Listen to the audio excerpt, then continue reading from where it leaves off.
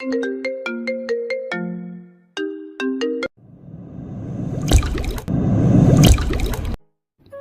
রিক্সা নিয়ে বের হলাম, 10টা বেজে গেছে। এখনও কোনো ভাড়া মারতে পারি নাই, কী করবো ভাবতেছি।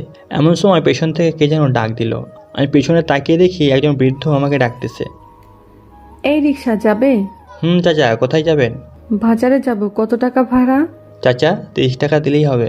আচ্ছা ঠিক আছে, 30 টাকাই দিব, চলো। আমি চাচাকে নিয়ে চলে আসলাম বাজারে। চাচা ভাড়া দিয়ে চলে গেল।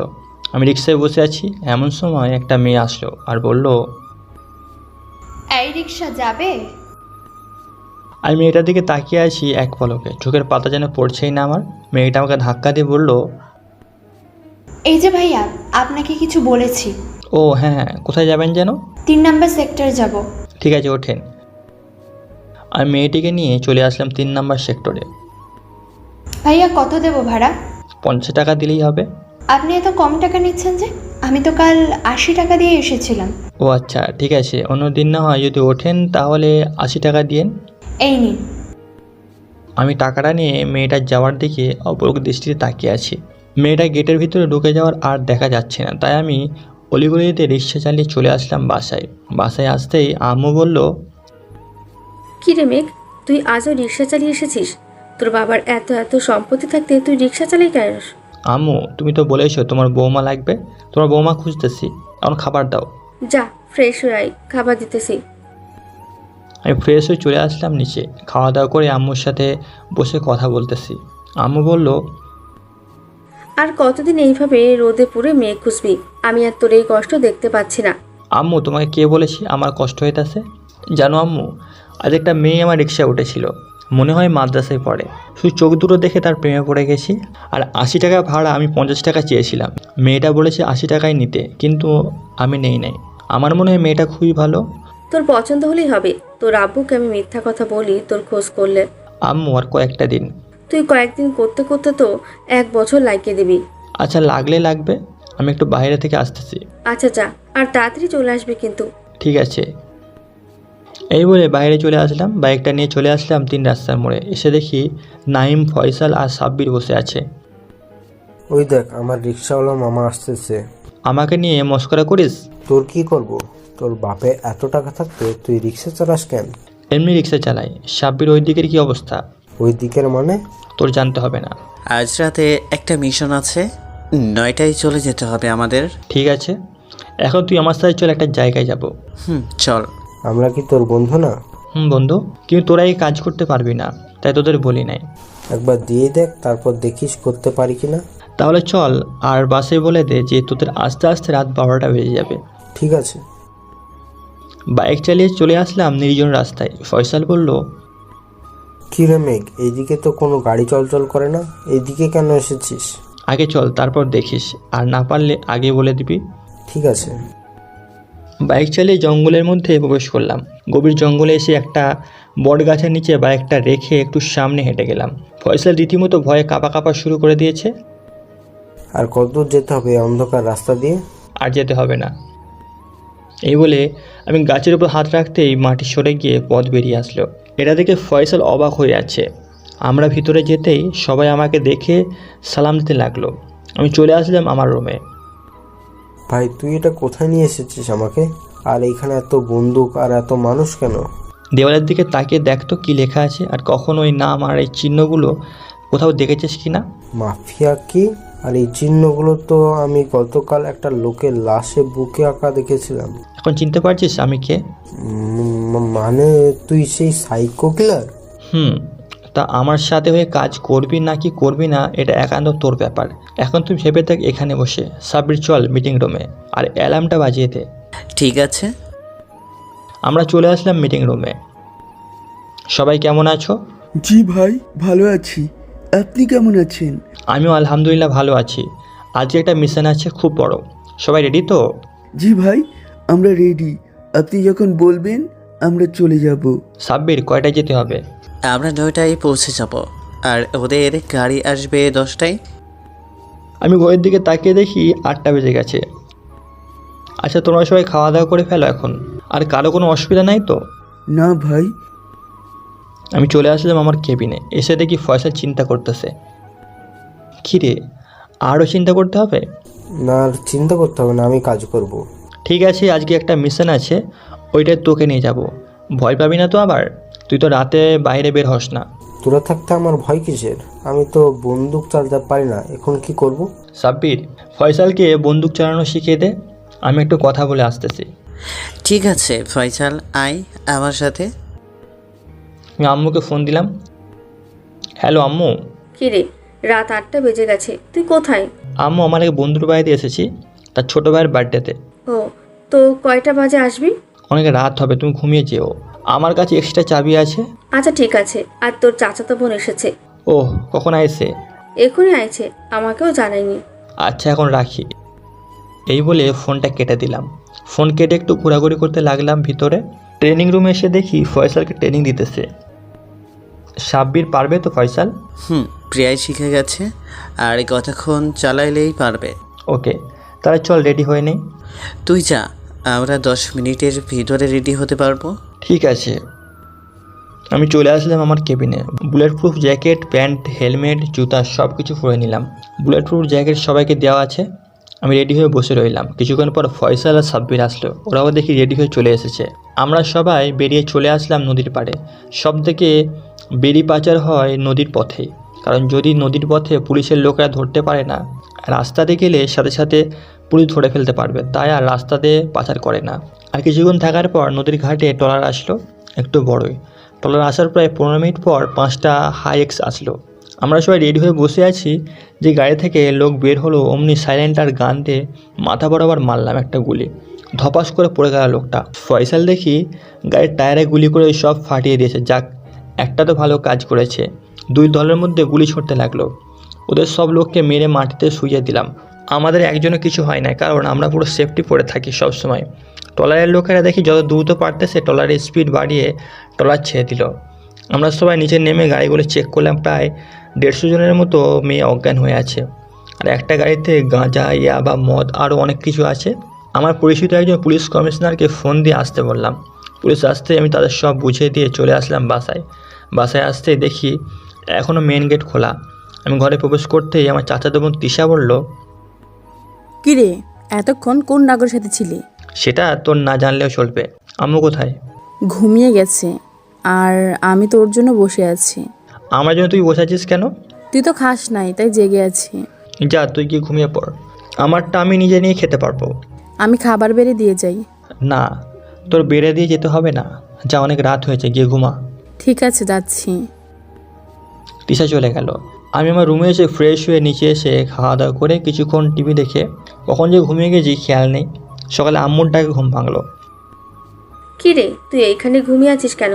আর টিভি ছাড়া কেন এত সকালে? রাতে টিভি দেখতে দেখতে ঘুমিয়ে গেছি। আম্মু, খাবার রেডি করো আমার জন্য। যা, তুই ফ্রেশ হয়ে আয়, আমি খাবার রেডি করছি। আমি ফ্রেশ হয়ে চলে আসলাম নিচে। সকালে নাস্তা করে সেই 3 নম্বর সেক্টরে ওই মেয়ের বাসার নিচে দাঁড়িয়ে রইলাম রিক্সা নিয়ে।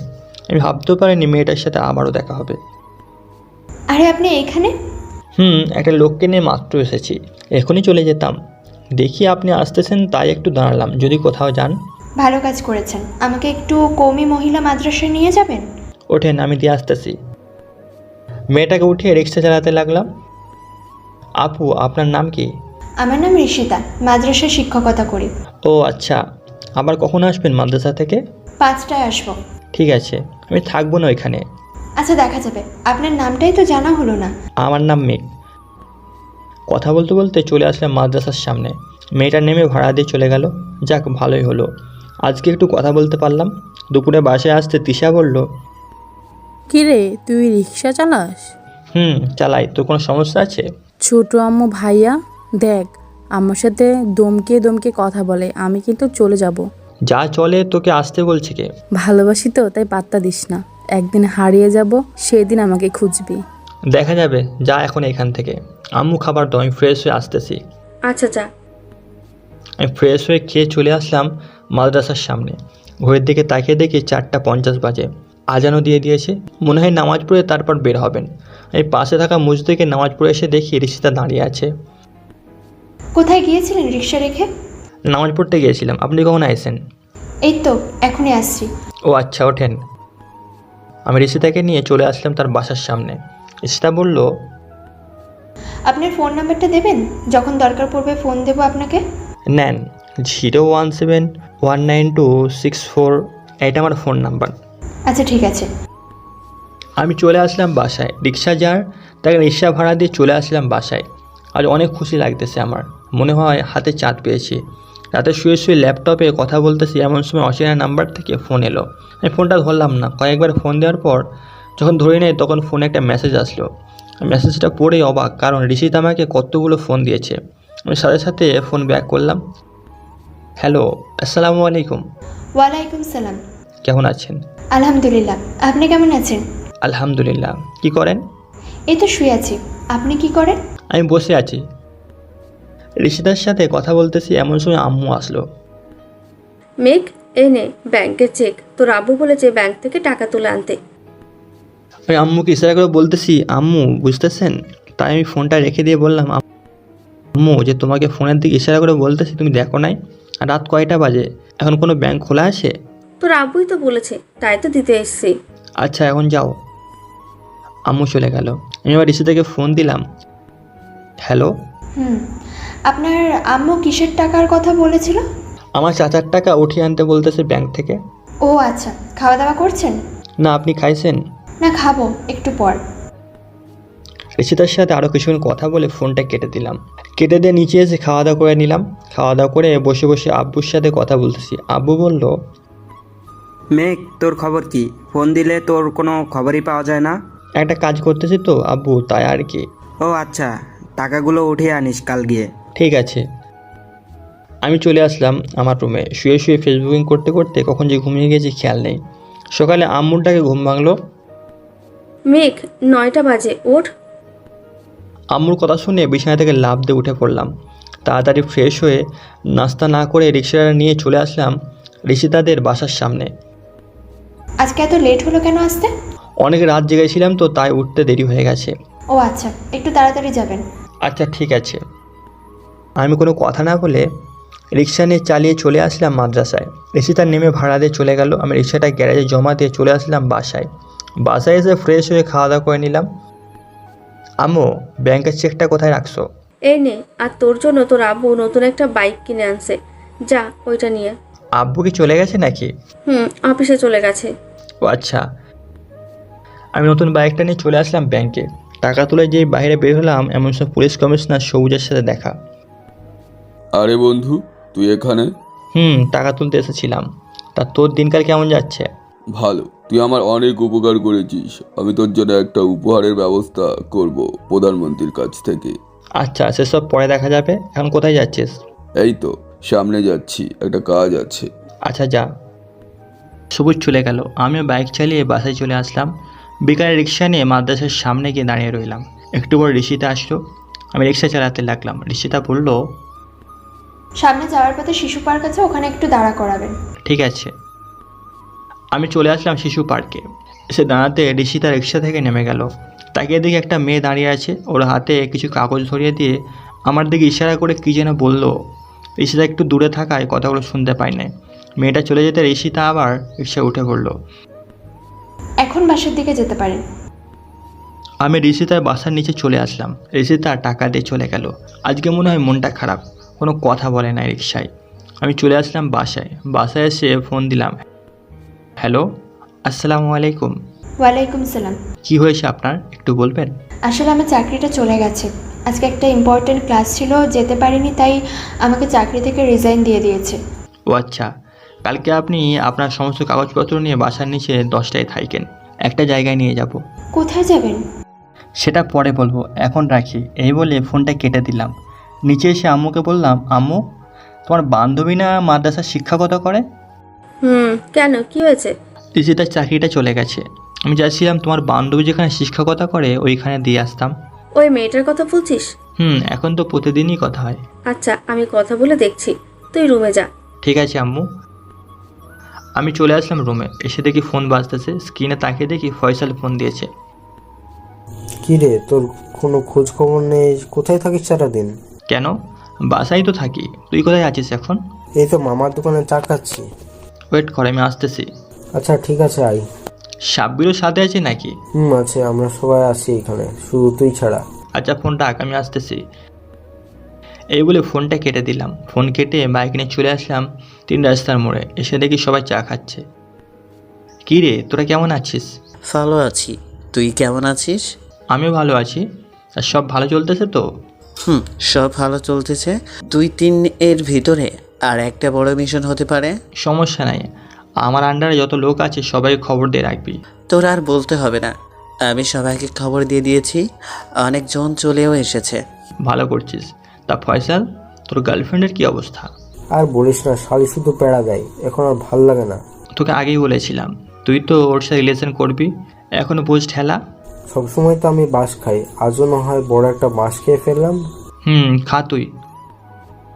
আমরা আরও কিছুক্ষণ আড্ডা দিয়ে বাসে চলে আসলাম। আম্মু, ও আম্মু, খাবার দাও, খুব ক্ষুধা লাগছে। তোর আব্বু আসুক, ডাক দে, উপরে আছে। ঠিক আছে আম্মু। আমি উপরে এসে ফ্রেশ হয়ে আব্বুকে নিয়ে চলে আসলাম নিচে। খাবার টেবিলে বসতেই আম্মু বলল, মেঘ, কাল ঋষিতাকে নিয়ে এই ঠিকানায় চলে যাস। ঠিক আছে আম্মু। এই ঋষিতা আবার কে? কেন, আমার বৌমা। মেঘ, তুই কবে বিয়ে করেছিস আরও আমাদের না জানিয়ে? আরে আব্বু, তুমি ভুল বুঝতেছো, আমি বিয়ে করি নাই।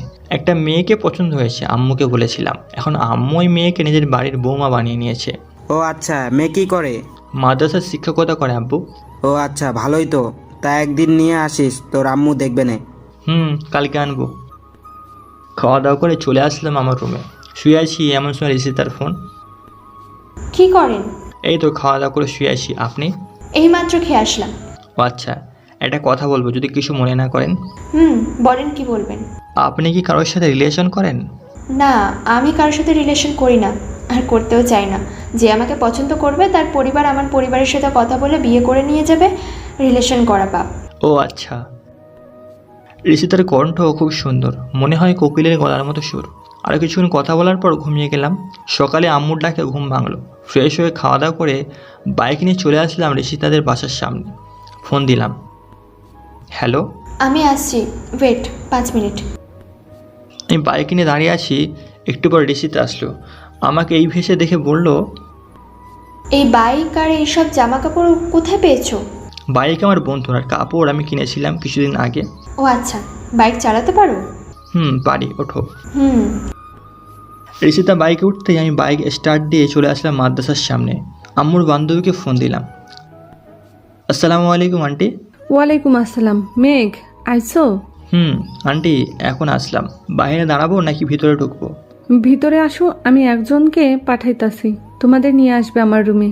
ঠিক আছে আন্টি। আমরা দুইজনে ভিতরে ঢুকলাম। একটা মেয়ে এসে আমাদের নিয়ে গেল একটা রুমে।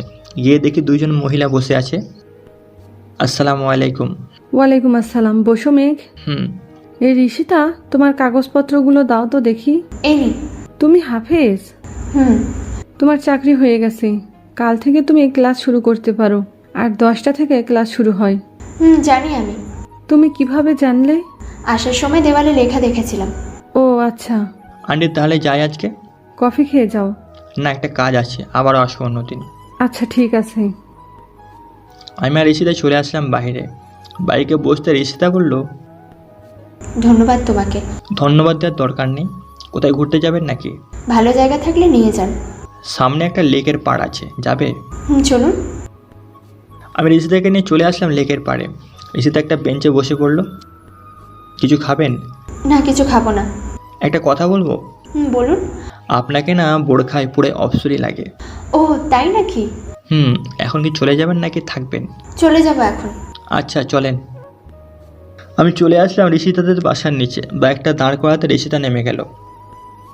একটা কথা ছিল। আবার কি কথা? আমার সাথে যাবেন আমাদের বাসায়? কেন? আম্মু আপনাকে দেখতে চাইছে, বলছে আজকে নিয়ে যাওয়ার জন্য। ঋষিতা দাঁড়িয়ে কি যেন ভেবে বলল, আচ্ছা চলুন। আমি মুচকি হাসি দিয়ে বাইকটা স্টার্ট দিয়ে চলে আসলাম আমাদের বাসায়। কলিং বেল দিতেই আম্মু এসে দরজা খুলে দিল। বলল, ভেতরে আয় ঋষিতাকে নিয়ে। আম্মু। ঋষিতা আমাদের এত বড় বাড়ি থেকে চমকে উঠল। ফিসফিস করে বলল, মেঘ, এটা কাদের বাড়ি? আর তুমি তো রিক্সা চালাও, তোমার দ্বারায় এত বড় বাড়ি হবেও না। আগে বসো, তারপর জানতে পারবে। আমি আর ঋষিতার সোফায় গিয়ে বসে পড়লাম। আম্মু বলল, মেঘ ফ্রিজ থেকে মিষ্টি আর ফল এনে দে ঋষিতাকে। না, আমি কিছু খাবো না। এই প্রথম আমাদের বাসায় এসেছো, না খাইয়ে তো ছাড়ছি না তোমাকে। দুপুরের খাবার খেয়ে তারপর যাবে। আমার তো বাসায় যেতে হবে, আম্মু আব্বু টেনশন করবে। ফোন দিয়ে বলে দাও যে তুমি তোমার বান্ধবীদের বাসায় এসেছো। ঋষিতা কিছু বলতে পারলো না, বসে আছে সোফায়। আমি যেতে আম্মু বলল, ঋষিতা যদি কিছু মনে না করো, তোমার মুখটা দেখতে পারি? কিন্তু মেঘ। মেঘ যা, তুই তোর রুমে, আমি ডাক দিলে তারপর আসবি। আচ্ছা ঠিক আছে আম্মু, যার চোখ এত মায়াবী তার মুখটা কত না মায়াবী হবে। এসব ভাবতে ভাবতে উপরে চলে আসলাম। বিছানায় শুয়ে শুয়ে ফোন টিপতেছি। প্রায় 15 মিনিট হয়ে গেল, কিন্তু এখনও ডাক দেওয়ার সাড়া পেলাম না। আমি সিঁড়ি বেয়ে নিচে চলে আসলাম। ঋষিতা এখানে থাকবে নাকি চলে যাবে? এখন চলে যাব, আবার অন্যদিন আসবো আন্টি। ঠিক আছে, চলো তাহলে। আমি আর ঋষিতা বাইরে বেরিয়ে আসলাম। বাইক স্টার্ট দিতে ঋষিতার এক হাত আমার কাঁধের ওপর রাখলো। মনে হয় শরীরের ভিতরে কারেন্ট বয়ে গেল। বাইক চালিয়ে যাইতেছি, ঋষিতা বলল, আমাকে যে পছন্দ করেন তা তো আমি জানি, আর এই রিক্সাওয়ালার নাটকটা করলেন কেন? এমনি করেছি। আপনার শাস্তি আছে। কি শাস্তি আসছে আমাকে বলবেন একটু? আর রিক্সা চালাতে হবে না, আমাকে প্রতিদিন বাইকে করে দিয়ে আসবেন। ঠিক আছে। আমরা আরও অনেক কথা বললাম। কখন যে বাসার সামনে চলে এসেছি খেয়াল নেই। এই, আর কোথায় যাচ্ছেন? বাসার সামনে তো চলে এসেছি। ও হ্যাঁ হ্যাঁ, নামো। ঋষিতা নেমে বাড়ির ভিতর চলে গেল। কেমন মেয়ে রে বাবা, কিছু বলেও গেল না। যাই, আমি বাসার দিকে রওনা দিলাম। ঋষিতার আম্মুর কি কথা হয়েছিল শুনে আসি। মাশাল্লাহ ঋষিতা, মেঘ তোমাকে খুব ভালোবাসে, আর ও তোমার জন্য রিক্সা চালক হয়েছে। ওর বাবা হচ্ছে বিজনেসম্যান, আজ আবার বাইরে চলে গেছে। ও আচ্ছা, তো এখন আমি কি করব? মেঘ যখনই বলবে আমি তখনই তোমার বাসায় বিয়ের প্রস্তাব নিয়ে যাব। তুমি যদি রাজি থাকো বলো। আমি আর মানা করব না, কারণ আমিও মেঘকে মনে মনে ভালোবেসে ফেলেছি। এইসব কথা চলছিল আম্মুর সাথে। বাসায় এসে রুমে চলে গেলাম। গোসল করে ফ্রেশ হয়ে নিচে এসে খাওয়া দাওয়া করে বসে আছি। এমন সময় ঋষিতার ফোন। আসসালামু আলাইকুম। ওয়ালাইকুম সালাম। কি করেন? এই তো বসে আছি, আপনি কি করেন? নামাজ পড়ে ফোন দিলাম তোমাকে। তুমি নামাজ পড়েছো? না, আজ পড়ি নাই। কেন পড়ো নাই কেন? এমনি পড়ি নাই। কাল থেকে 5 ওয়াক্ত নামাজ পড়বা, মনে থাকে যেন। ঠিক আছে, মনে থাকবে। আরও কিছু কথা বলে ফোনটা কেটে দিলাম। অমনি সাব্বিরের ফোন। হ্যালো সাব্বির। কার সাথে এত কথা বলছিলি? কারোর সাথে না তো। কেন, কি হয়েছে? আজ রাতে একটা মিশন আছে, ওই আগের জায়গায়। কয়টা আসতে হবে? 10টায় আসলেই হবে। ঠিক আছে। আরেকটা সুখবর আছে। কি সুখবর? প্রধানমন্ত্রীর কাছ থেকে 100 কোটি টাকা দেওয়া হবে আমাদের। ও, তাহলে তো ভালোই হবে। আচ্ছা, আমাদের সদস্য কয়জন আছে? এইসব পরে আলোচনা করা যাবে। 9টায় আমাদের ওইখানে পৌঁছাতে হবে। স্নাইপার শুটারদের একটা জায়গায় রাখতে হবে। ঠিক আছে, আমি আসছি সন্ধ্যায়। এই বলে ফোনটা কেটে দিলাম। ফোন কেটে বিছানায় শুয়ে চোখ বুজে আছি। আম্মু আসলো আর বলল, কি রে মেঘ, কি হয়েছে? এইভাবে ঘামছিস কেন? কই ঘামতেছি? এই নে, তোর আব্বু এটা তোকে দিয়েছে। ধন্যবাদ আম্মু। আম্মু, আব্বু কবে আসবে? কালকে রাতে আসবে, 1 মাস থেকে তারপর আবার চলে যাবে। ও আচ্ছা। সজীবকে তো চিনিসই, তাই না? কেন, কি হয়েছে? ঋষিতা হচ্ছে সজীবের বোন। এইসব কি বলতেছ আম্মু? ঠিকই বলছিস। ঋষিতাকে জিজ্ঞেস করেছিলাম, ঋষিতা সব বলেছে কে কি করে তার পরিবারে। ও আচ্ছা, তুমি যাও, আমি সজীবের কাছে ফোন দিতেছি। আম্মু চলে গেল। আমি সজীবকে ফোন দিলাম। হ্যালো সজীব। বল। কি করিস? এই তো অফিসে বসে আছি, তুই কি করিস? আমি বাসায় আছি। আচ্ছা, তোর কাছে একটা জিনিস চাইবো, দিবি? যদি আমার সামর্থ্যের মধ্যে থাকে তাহলে অবশ্যই দেবো। আচ্ছা, পরে বলবো। আজ রাতে 4টা বা 5টা গাড়ি নিয়ে চলে যাস ওই আগের জায়গায়, আমি যখন ফোন দিব। ঠিক আছে। আচ্ছা, এখন রাখি। এই বলে ফোনটা কেটে দিলাম। ফোন কেটে নিচে চলে আসলাম। এসে দেখি আম্মু কী যেন বানাইতেছে ইউটিউব দেখে। আম্মু, কি বানাও? তোর জন্য কেক বানাই কেন, কি হয়েছে? কিছু না। আচ্ছা বানাও, আমি বাইরে থেকে চা খেয়ে আসতেছি। আমি চা বানিয়েছি, এই নে। দাও। আমি চা নিয়ে চলে আসলাম সোফায়। বসে বসে টিভি দেখতেছি আর চা খাচ্ছি। এমন সময় একটা খবরের দিকে চোখ পড়লো। দেখি আমাদের এলাকার মন্ত্রী একটা লোককে খুন করেছে, আর এটার ভিডিও খবরে দেখাচ্ছে। সন্ধ্যায় চলে আসলাম আমাদের আস্তানায়। দেখি সবাই প্রশিক্ষণ নিচ্ছে। সাব্বির শোন। বল। আমার কাছে তো রবার্ট বুলেট আছে, তাই না? আছে, কেন, কি করবি? আচ্ছা, রবার্ট বুলেট আনুমানিক শরীরের ভিতরে প্রবেশ করার কতক্ষণ পরে রবার্টটা গলে যাবে? 5 থেকে 10 মিনিটের ভিতরে গেলে যাবে। আর অজ্ঞান হয়ে থাকবে 30 মিনিটের মতো। ও আচ্ছা, তাহলে আজ রবার্ট বুলেট দিয়ে কাজ চালাবো। আর স্নাইপার শুটারদের বলে দে রবার্ট স্নাইপার নিতে। ঠিক আছে। আমি চলে আসলাম আমার কেবিনে। এসে দেখি আমার কেবিনে ফয়সাল যেন কি খুঁজতেছে। কি রে, কি খুঁজতেছিস? না মানে কিছু না, তোর কাছে শ্বাসকষ্টের ওষুধ আছে? আমার কি শ্বাসকষ্ট আছে নাকি যে আমার কাছে থাকবে? সাব্বিরকে গিয়ে বল কারো কাছ থেকে নিয়ে দিবে। ঠিক আছে। ফয়সাল চলে গেল। আমি আমার চেয়ারে বসে পড়লাম, ল্যাপটপে কাজ করতেছি। এমন সময় আমার ল্যাপটপে একটা ইমেল আসলো। ইমেলটা এমন ছিল যে বাহ বাহ বাহ বাহ, মাফিয়া কিং খুব ভালোই তো আছো দেখতেছি। আজ তোমার শেষ দিন, ভালোভাবে থাইকো। আমি মেসেজটা পরে রিপ্লাই দিলাম, ঠিক আছে যা করার করে নিস আজ। আমি সাব্বিরকে ফোন দিলাম। হ্যালো সাব্বির, বলি। একটু আমার কেবিনে আয় তো। ওকে, আসতেছি। কিছুক্ষণ পর সাব্বির আসলো। বললাম, দেখ তো এই মেলটা কোন লোকেশন থেকে এসেছে। ওয়েট, দেখছি। সাব্বির হচ্ছে একজন হ্যাকার, সব কিছু করে যা রিলেটও হয়ে যায় সেসব আনতেও পারে। এই দেখ, এই জায়গা থেকেই এই মেলটা এসেছে।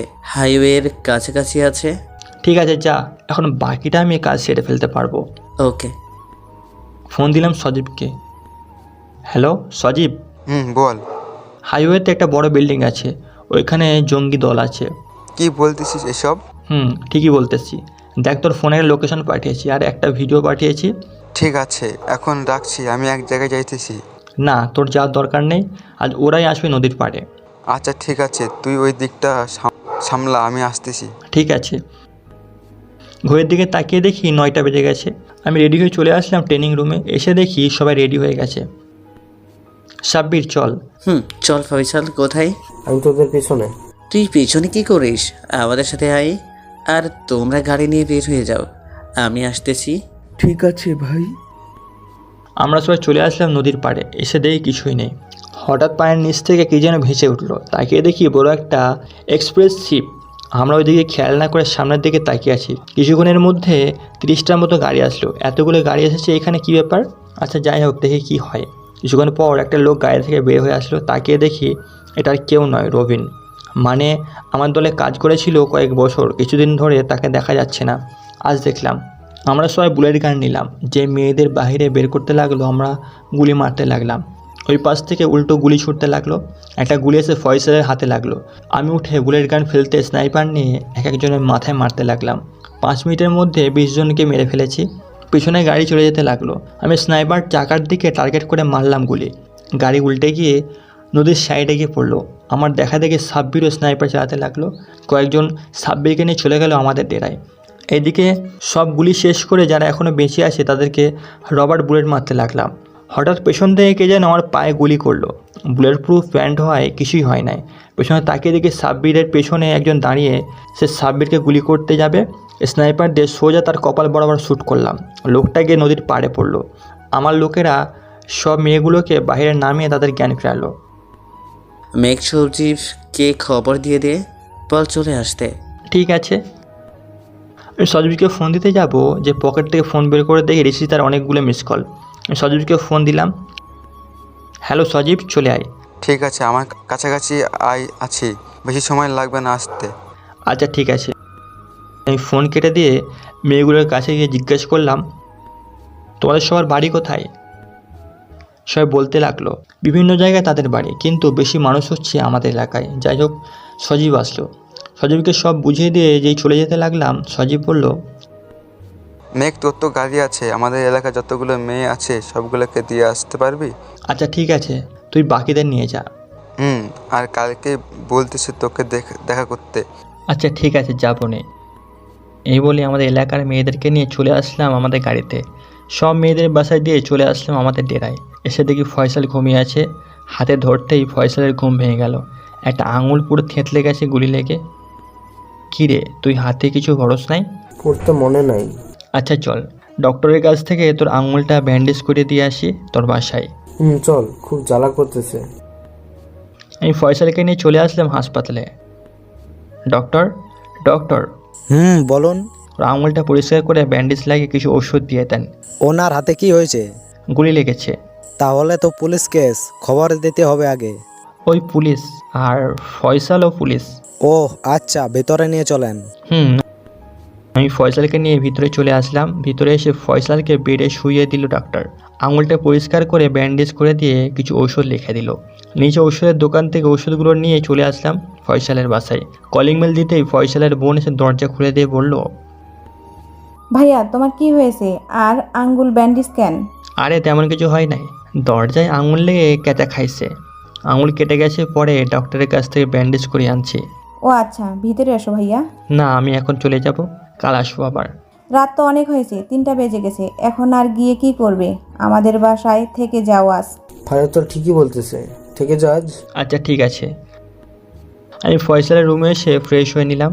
ফারিয়া আমাদের জন্য খাবার নিয়ে এলো। খাওয়া দাওয়া করে ফোন টিপতে টিপতে কখন যে ঘুমিয়ে গেছি খেয়ালই নেই। ঘুম ভাঙলো ঋষিতার ফোন কলে। ঘুম চোখে বললাম, হ্যালো। কটা বাজে? আমাকে দিয়ে আসবে কে? কে আপনি? আমি ঋষিতা। এখনো ঘুমিয়ে আছো? আমি লাফ দিয়ে ঘুম থেকে উঠলাম, তাকিয়ে দেখি 9:25 বাজে। তুমি 5 মিনিট ওয়েট করো, আমি আসতেছি। ঠিক আছে। আমি ফ্রেশ হয়ে নিচে এসে দেখি ফয়সাল চা খাইতেছে। ফয়সাল, তোর বাইকের চাবিটা দে তো। ওই যে নিয়ে যা, আর মনে হয় বাইকের তেল নেই বেশি। ঠিক আছে, আমি তেল ভরে আনবো নি। এই বলে বাইক নিয়ে চলে আসলাম ঋষিতাদের বাসার নিচে। এসে দেখি ঋষিতা মাথায় ছাতা দিয়ে দাঁড়িয়ে আছে। আমি যেতে ঋষিতা বলল, এতক্ষণ লাগে আসতে? সরি, ওঠো। আমি ঋষিতাকে বাইকে উঠিয়ে মাদ্রাসার সামনে নামিয়ে দিলাম। শোনো, আজকে মনে হয় আমি বিকালে আসতে পারবো না, একটা কাজে যাব, তবু একটা ফোন দিও। আচ্ছা ঠিক আছে। আমি বাইকটা নিয়ে চলে আসলাম তেল ভরতে। তেল ভরে চলে আসলাম ফয়সালের বাসায়। ফয়সাল, এই নে তোর চাবি, আর আমি একটা জায়গায় যাচ্ছি, যদি সাব্বির আসে তাহলে বলিস গেছে। ঠিক আছে।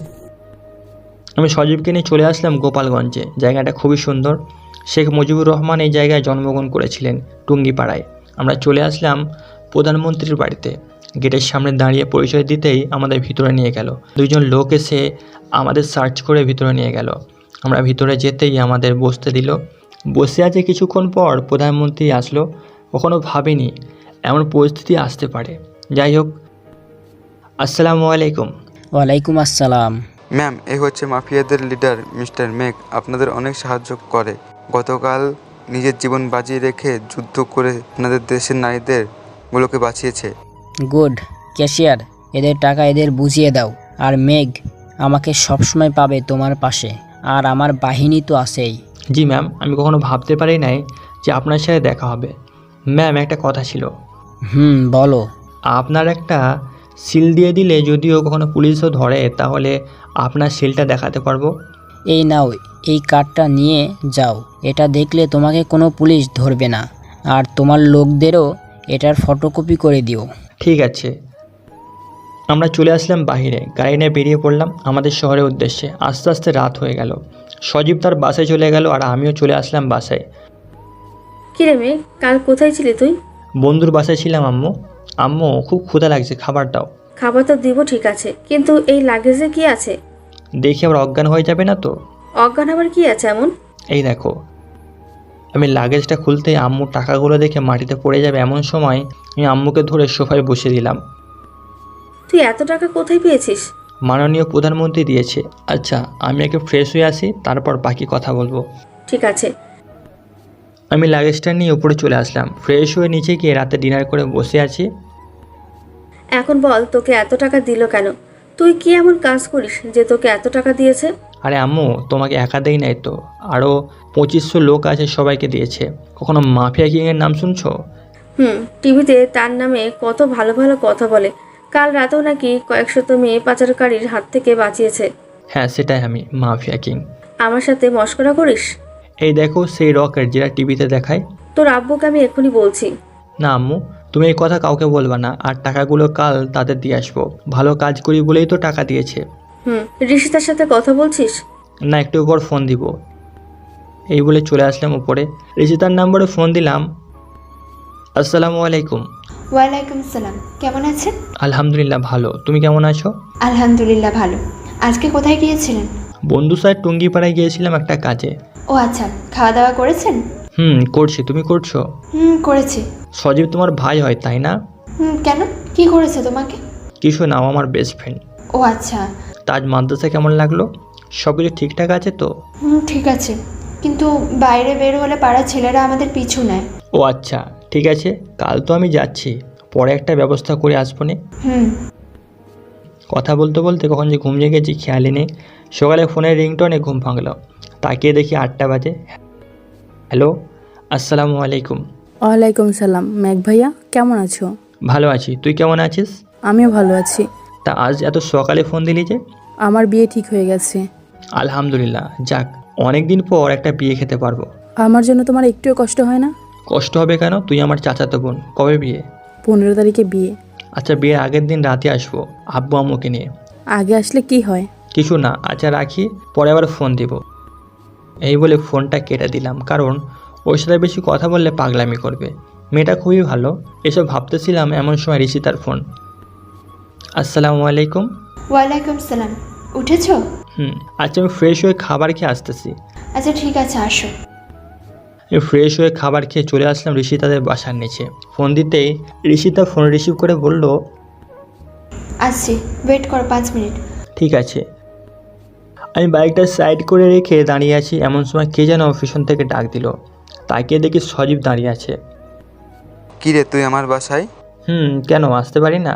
আসতে পারবি না কেন? অবশ্যই আসতে পারবি। তা এইখানে কেন? তোর বোনকে নিতে এসেছি। আমার বোনকে নিতে এসেছিস মানে? তোর বোনকে মাদ্রাসায় দিয়ে আসি প্রতিদিন। ওই তো ঋষিতা চলে এসেছে। ভাইয়া তুমি এখানে? কেন, আশা করি নাই। আসলে ভাইয়া। আচ্ছা যা, আর মেঘ আন্টি আঙ্কেলকে সন্ধ্যায় নিয়ে আসবি আমাদের বাসায়। ঠিক আছে, তাহলে এখন নিয়ে যাই তোর বোনকে। আচ্ছা, না যা। আমি ঋষিতাকে নিয়ে চলে আসলাম মাদ্রাসায়। ঋষিতা, তুমি কি তোমার ভাইকে ভয় পাও? অনেক। দেখলে না, ভাইয়ের সামনে কথা বলতে পারিনি। ভয় পাওয়ার দরকার নেই, নামো। মাদ্রাসায় চলে এসেছি। নামছি। দেখো তো এইখানে ওই ছেলেটা আছে কি না। ওই যে কালো শার্ট পরা একটা ছেলে বসে আছে, ওই ছেলেটা। আচ্ছা যাও তুমি, আর বিকালে এসো, আমি নিয়ে যাব তোমাকে। ঠিক আছে। ঋষিতা ভিতরে চলে গেল। আমি ছেলেটার কাছে এসে বললাম, এই ছেলে এইদিকায়। বলো। তা কাল মাদ্রাসায় মেয়েদের পিছু নিয়েছিলি কেন? আমি নিয়েছি। তোর বাপের কি? বাপের কথা তুলতে 2 হাত মুঠো করে ছেলেটার মাথা বরাবর দিলাম এক ঘষি। সাথে সাথে মাটিতে লুটিয়ে পড়লো আর বলল, তোকে আমি দেখে নেব, তুই শুধু এইখানে বস। যা, তোর কোন বাপকে ফোন দিবি নিয়ে আয়। হ্যালো আব্বু। কি রে সাইফুল, তোর কি হয়েছে? এমনভাবে কথা বলছিস কেন? আব্বু, আমাকে এক লোক মেরেছে, তাড়াতাড়ি আসো। তুই কোথায় আছিস এখন? মহিলা মাদ্রাসার সামনে। ঠিক আছে, আমি আসছি। কিছুক্ষণ পর একটা গাড়ি দিয়ে একটা লোক আসলো। দৌড়ে এসে ছেলেটার কাছে গিয়ে বলল, সাইফুল, তোর কি হয়েছে? আর এইভাবে মাটিতে পড়ে আছিস কেন? আব্বু, ওই ছেলেটা আমাকে মেরেছে। কুত্তার বাচ্চা, তোর কত বড় সাহস, তুই আমার ছেলেকে মেরেছিস? লোকটা যে আমাকে মারতে আসবে, আমি তার হাত ধরে নাক বরাবর দিলাম ঘুষি। লোকটা গিয়ে তার ছেলের সাথে হুমড়ি খেয়ে পড়লো, নাক বেয়ে রক্ত পড়তেছে। তোদেরকে ক্ষমতা দিয়েছে মাদ্রাসার মেয়েদের বিরক্ত করতে, আবার প্রতিবাদ করলে আসিস আমাকে মারতে। পাশে থাকা একজন লোক বলল, বাবা, খুব ভালো কাজ করেছো। ওই ছেলেটাকে আমার মেয়েটাকে নিয়ে। লোকটা কিছু বলতে পারলো না, কান্না করে দিল। আমি ফোন দিলাম সজীবকে। হ্যালো সজীব। কোথায় আছিস রে তুই? মাদ্রাসার সামনে আছি, একটা গাড়ি নিয়ে আয়। কেন, কি করবি? আয় আগে, তারপর বলতেছি। ঠিক আছে, 5 মিনিটের ভিতরে আসতেছি। কিছুক্ষণ পর সজীব আর পুলিশের গাড়ি নিয়ে আসলো। সবাই পুলিশের গাড়ি দেখে সরে গেল। সজীব আমার কাছে এসে বলল, কি রে, এদের এই অবস্থা কেন করছিস? ওই ছেলেটা তোর বোনকে খারাপ কথা বলেছে, আর ওই যে চায়ের দোকানে বসে আছে একটা চাচা কান্না করতেছে, তার মেয়েকে ধর্ষণ করেছে। এটার প্রতিবাদ করতেছে বলে তার বাবা আমাকে এসেছে মারতে। এই ওর শালা, তোকে চেয়ারম্যান কে যে বানিয়েছে আল্লাহ জানে। আর চাচা, আপনি সাক্ষ্য দিতে পারবেন এই ছেলেটার নামে? বাবা, পারবো। আচ্ছা, আপনি কালকে থানায় চলে যান। আমি ওর আর ওর বাপের বিচার করব জন্য কোর্ট এর প্রেসার করব। এই বলে সজীব দুজনকে নিয়ে চলে গেল। আমিও বাসায় চলে আসলাম। বাসায় এসে সাব্বিরকে ফোন দিলাম। হ্যালো সাব্বির, কোথায় রে তুই? এই তো চায়ের দোকানে। কেন? আমাদের বাসায় আয়, সবাইকে টাকা দিয়ে দিব আজ। আচ্ছা, আমি আসতেছি। আমি বসে আছি, একটু পর সাব্বির আসলো। আচ্ছা, সবাইকে কত করে দিলে সব টাকা পূর্ণ হবে? হিসাব করে দেখ। আচ্ছা, এখন 37 কোটি টাকা দিয়ে, পরে বাকিটা আস্তে আস্তে দিব, প্রতি মাসে মাসে বেতনের সাথে। আচ্ছা ঠিক আছে, একাই ভালো হবে। আমরা দুজন সবার অ্যাকাউন্টে টাকা পাঠিয়ে দিলাম পর্যাপ্ত পরিমাণ। সাব্বির তুই কত নিবি? সবাইকে যত দিয়েছিস ততই আমাকে দিবি। এই নে তোর টাকা, চল ফয়সালের বাড়িতে ঘুরে আসি। ঠিক আছে চল। আমরা চলে আসলাম ফয়সালের বাসায়। ফয়সাল, এই ফয়সাল। মেঘ ভাইয়া, ফয়সাল ভাইয়া তো একটু বাজারে গেছে, তোমরা বসো, একটু পরে চলে আসবে। ঠিক আছে। আমরা বসে আছি, ফারিয়া আমাদের মিষ্টির ফল এনে দিল। মেঘ, এই মেয়েটাকে কি বিয়ে হয়ে গেছে? না, কেন পছন্দ হয়েছে নাকি? খুব পছন্দ হয়েছে। ফারিয়া তুমি যেন কিসে পড়ো? এবার এসএসসি পরীক্ষা দিয়েছি। ও আচ্ছা। আমরা কথা বলতেছি এমন সময় ফয়সাল আসলো। কিরে তোরা কখন এসেছিস? এই তো মাত্র আসলাম, ফারিয়ার সাথে কথা বলতেছিলাম। ও আচ্ছা, ফারিয়া এগুলো নিয়ে যা। দাও। ফারিয়া চলে গেল। ফয়সাল এসে আমাদের পাশে এসে বসলো। তো কি ব্যাপার, এই অবলা তোর? এই নে টাকা, আর মাসে মাসে বেতনের সাথে বাকি টাকাগুলো দেওয়া হবে। ও আচ্ছা, খাইছিস কিছু? খেয়েছি। সাব্বির বলে তোকেই বলবে। বল। না মানে ফয়সাল, ফারিয়াকে আমার খুব পছন্দ হয়েছে। এখন তুই যদি চাস তাহলে আম্মু আব্বুকে নিয়ে আসবো। ফারিয়া তো বলতেছে ডাক্তারি পড়ে তারপর বিয়ে করবে। সমস্যা নাই, পড়তে থাকুক, আমি তো মানা করি নাই। আচ্ছা, আর কিছুদিন যাক, আম্মু আব্বু একটু বাইরে গেছে হজ করতে, তারা আসলেই কথা বলবো। ঠিক আছে, তাহলে আমরা এখন যাই। থাক, মানা করছে কে? না ফয়সাল, আমি বাসায় গিয়ে গোসল করে নামাজ পড়ে তারপর খাওয়া দাওয়া করব। তুই আবার কবে থেকে সাধু হয়ে গেছিস? এই তো 1 মাস ধরে। ও আচ্ছা, যা তাহলে। আমরা চলে আসলাম বাসায়। সাব্বির চলে গেছে তার বাসায়। গোসল করে নামাজ পড়ে খাওয়া দাওয়া করে বসে আছি। আম্মু আসলো আর বলল, কি করিস? দেখো না, বসে বসে টিভি দেখি। তা তো দেখতেছি। তিশা বলে তোকে ফোন দিয়েছিল। মনেই নাই তোমাকে বলতে, তিশার নাকি বিয়ে। মেয়েটা তোর জন্য অপেক্ষা করছিল, তুই মেয়েটাকে বিয়ে করবি। আম্মু, আমি কোনো আত্মীয়দের মধ্যে বিয়ে করতে চাই না, তুমি সেটা জানোই। জানি। আচ্ছা 10 তারিখে আমাকে নিয়ে দিয়ে আসবি, তোর আব্বু ওইখান দিয়ে চলে যাবে। ঠিক আছে আম্মু। আর তো রয়েছেন 7 দিনই। বিকেলে একটু শপিংয়ে যাবি আমার সাথে। কয়টায়? 6টায় গেলেই হবে। ঠিক আছে, আমি রিচিতাকে নামিয়ে দিয়ে তারপর এসে তোমাকে নিয়ে যাব। আচ্ছা ঠিক আছে। বিকালে চলে আসলাম মাদ্রাসার সামনে। এসে দেখি রিচিতা দাঁড়িয়ে আছে। রিচিতা, আজ এত তাড়াতাড়ি বেরিয়ে আসলে যে? আজ তাড়াতাড়ি ছুটি দিয়ে দিয়েছে, খুব গরম পড়েছে। ও আচ্ছা, ওঠো, তোমাকে বাসায় নামিয়ে দিয়ে আম্মুকে নিয়ে একটু শপিংয়ে যাব। ও আচ্ছা। আমি রিচিতাকে তার বাসার সামনে নামিয়ে চলে আসলাম বাসায়। আম্মু, ও আম্মু, কোথায় তুমি? তুই একটু বস, আমি আসছি। আর নিচে বসে রইলাম। আম্মু একটু পর রেডি হয়ে আসলো আর বলল, চল এখন। আমি আম্মুকে নিয়ে চলে আসলাম শপিং মলে। আম্মু একটা গহনার দোকানে ঢুকলো, আমি ওর সাথে গেলাম। ভাইয়া, ওই নেকলেসটা দেখান তো। এই নেন। এইরকম ডিজাইনের আর কয়টা নেকলেস আছে? আরেকটা আছে বাকি, ওগুলো শেষ হয়ে গেছে। ও আচ্ছা, এই দুইটার দাম কত? 9,25,000 টাকা। 25,000 টাকা কম দিলেই চলবে। ওকে, এই দুটো প্যাক করে দিন। ঠিক আছে ম্যাম। আম্মু, দুইটা গহনা নিয়েছো কার জন্য? কেন, ঋষিতার জন্য একটা নিয়েছি আর তিশার জন্য একটা। ও আচ্ছা, আর কিছু নিবা? আর কয়েকটা শাড়ি নেব। ঋষিতা ফোন দিয়ে বলেছে যে তার জন্য দুটো নীল শাড়ি কিনতে। ও আচ্ছা। আমরা শাড়ির দোকানে চলে আসলাম, শাড়ি কিনে চলে আসলাম বাসায়। আম্মু সজীব বলেছিল তোমাকে নিয়ে ওদের বাসায় যেতে। তাই তো এইগুলো কিনে নিয়েছি, আর যাওয়ার সময় মিষ্টি কিনে নিয়ে যাস। ও আচ্ছা।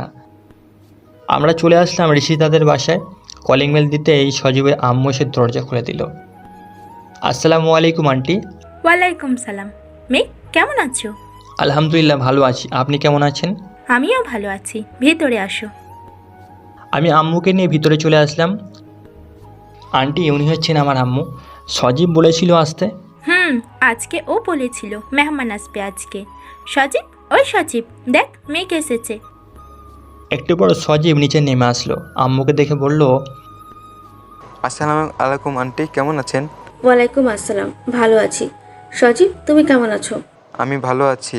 আম্মু ওদের মিষ্টি এনে দেন। আসতেছি। আমি আম্মুর কানে কানে ফিসফিস করে বললাম, আম্মু জিজ্ঞেস করো ঋষিতা কোথায়।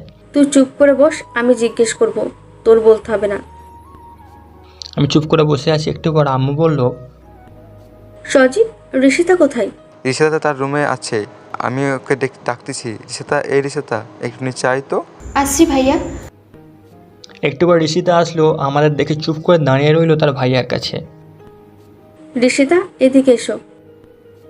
ঋষিতা তার ভাইয়ার দিকে তাকিয়ে আসে আর তার ভাইয়া ইশারা করে বলল যেতে। এই নাও, এইগুলো তোমার। বেআইন, আমি আপনার মেয়েকে আমার ছেলের বউ হিসেবে নিয়ে যেতে এসেছি, আপনি কি বলেন? আমার আর কিছু বলার নেই, সজীব যা বলবে তাই হবে। ওর আব্বু তো একটু বাইরে গেছে তাই। সজীব তুই কিছু বল। আম্মু, আমার আর কি বলার আছে? দুজনকে পছন্দ করে তাহলে আর এর মাঝে আমরা বাধা হয়ে আর দাঁড়ায় না। তাহলে বিয়ের দিন তারিখ ফাইনাল করা যাক। ভাইয়া আমি কিছু বলতে চাই, যদি আমাকে কিছু বলার সুযোগ দেওয়া হয়। বল, কি বলবি? আমি এখন বিয়ে করতে চাইছি না, এই বছর তো শেষ, তাই সামনের বছর বিয়ে করব।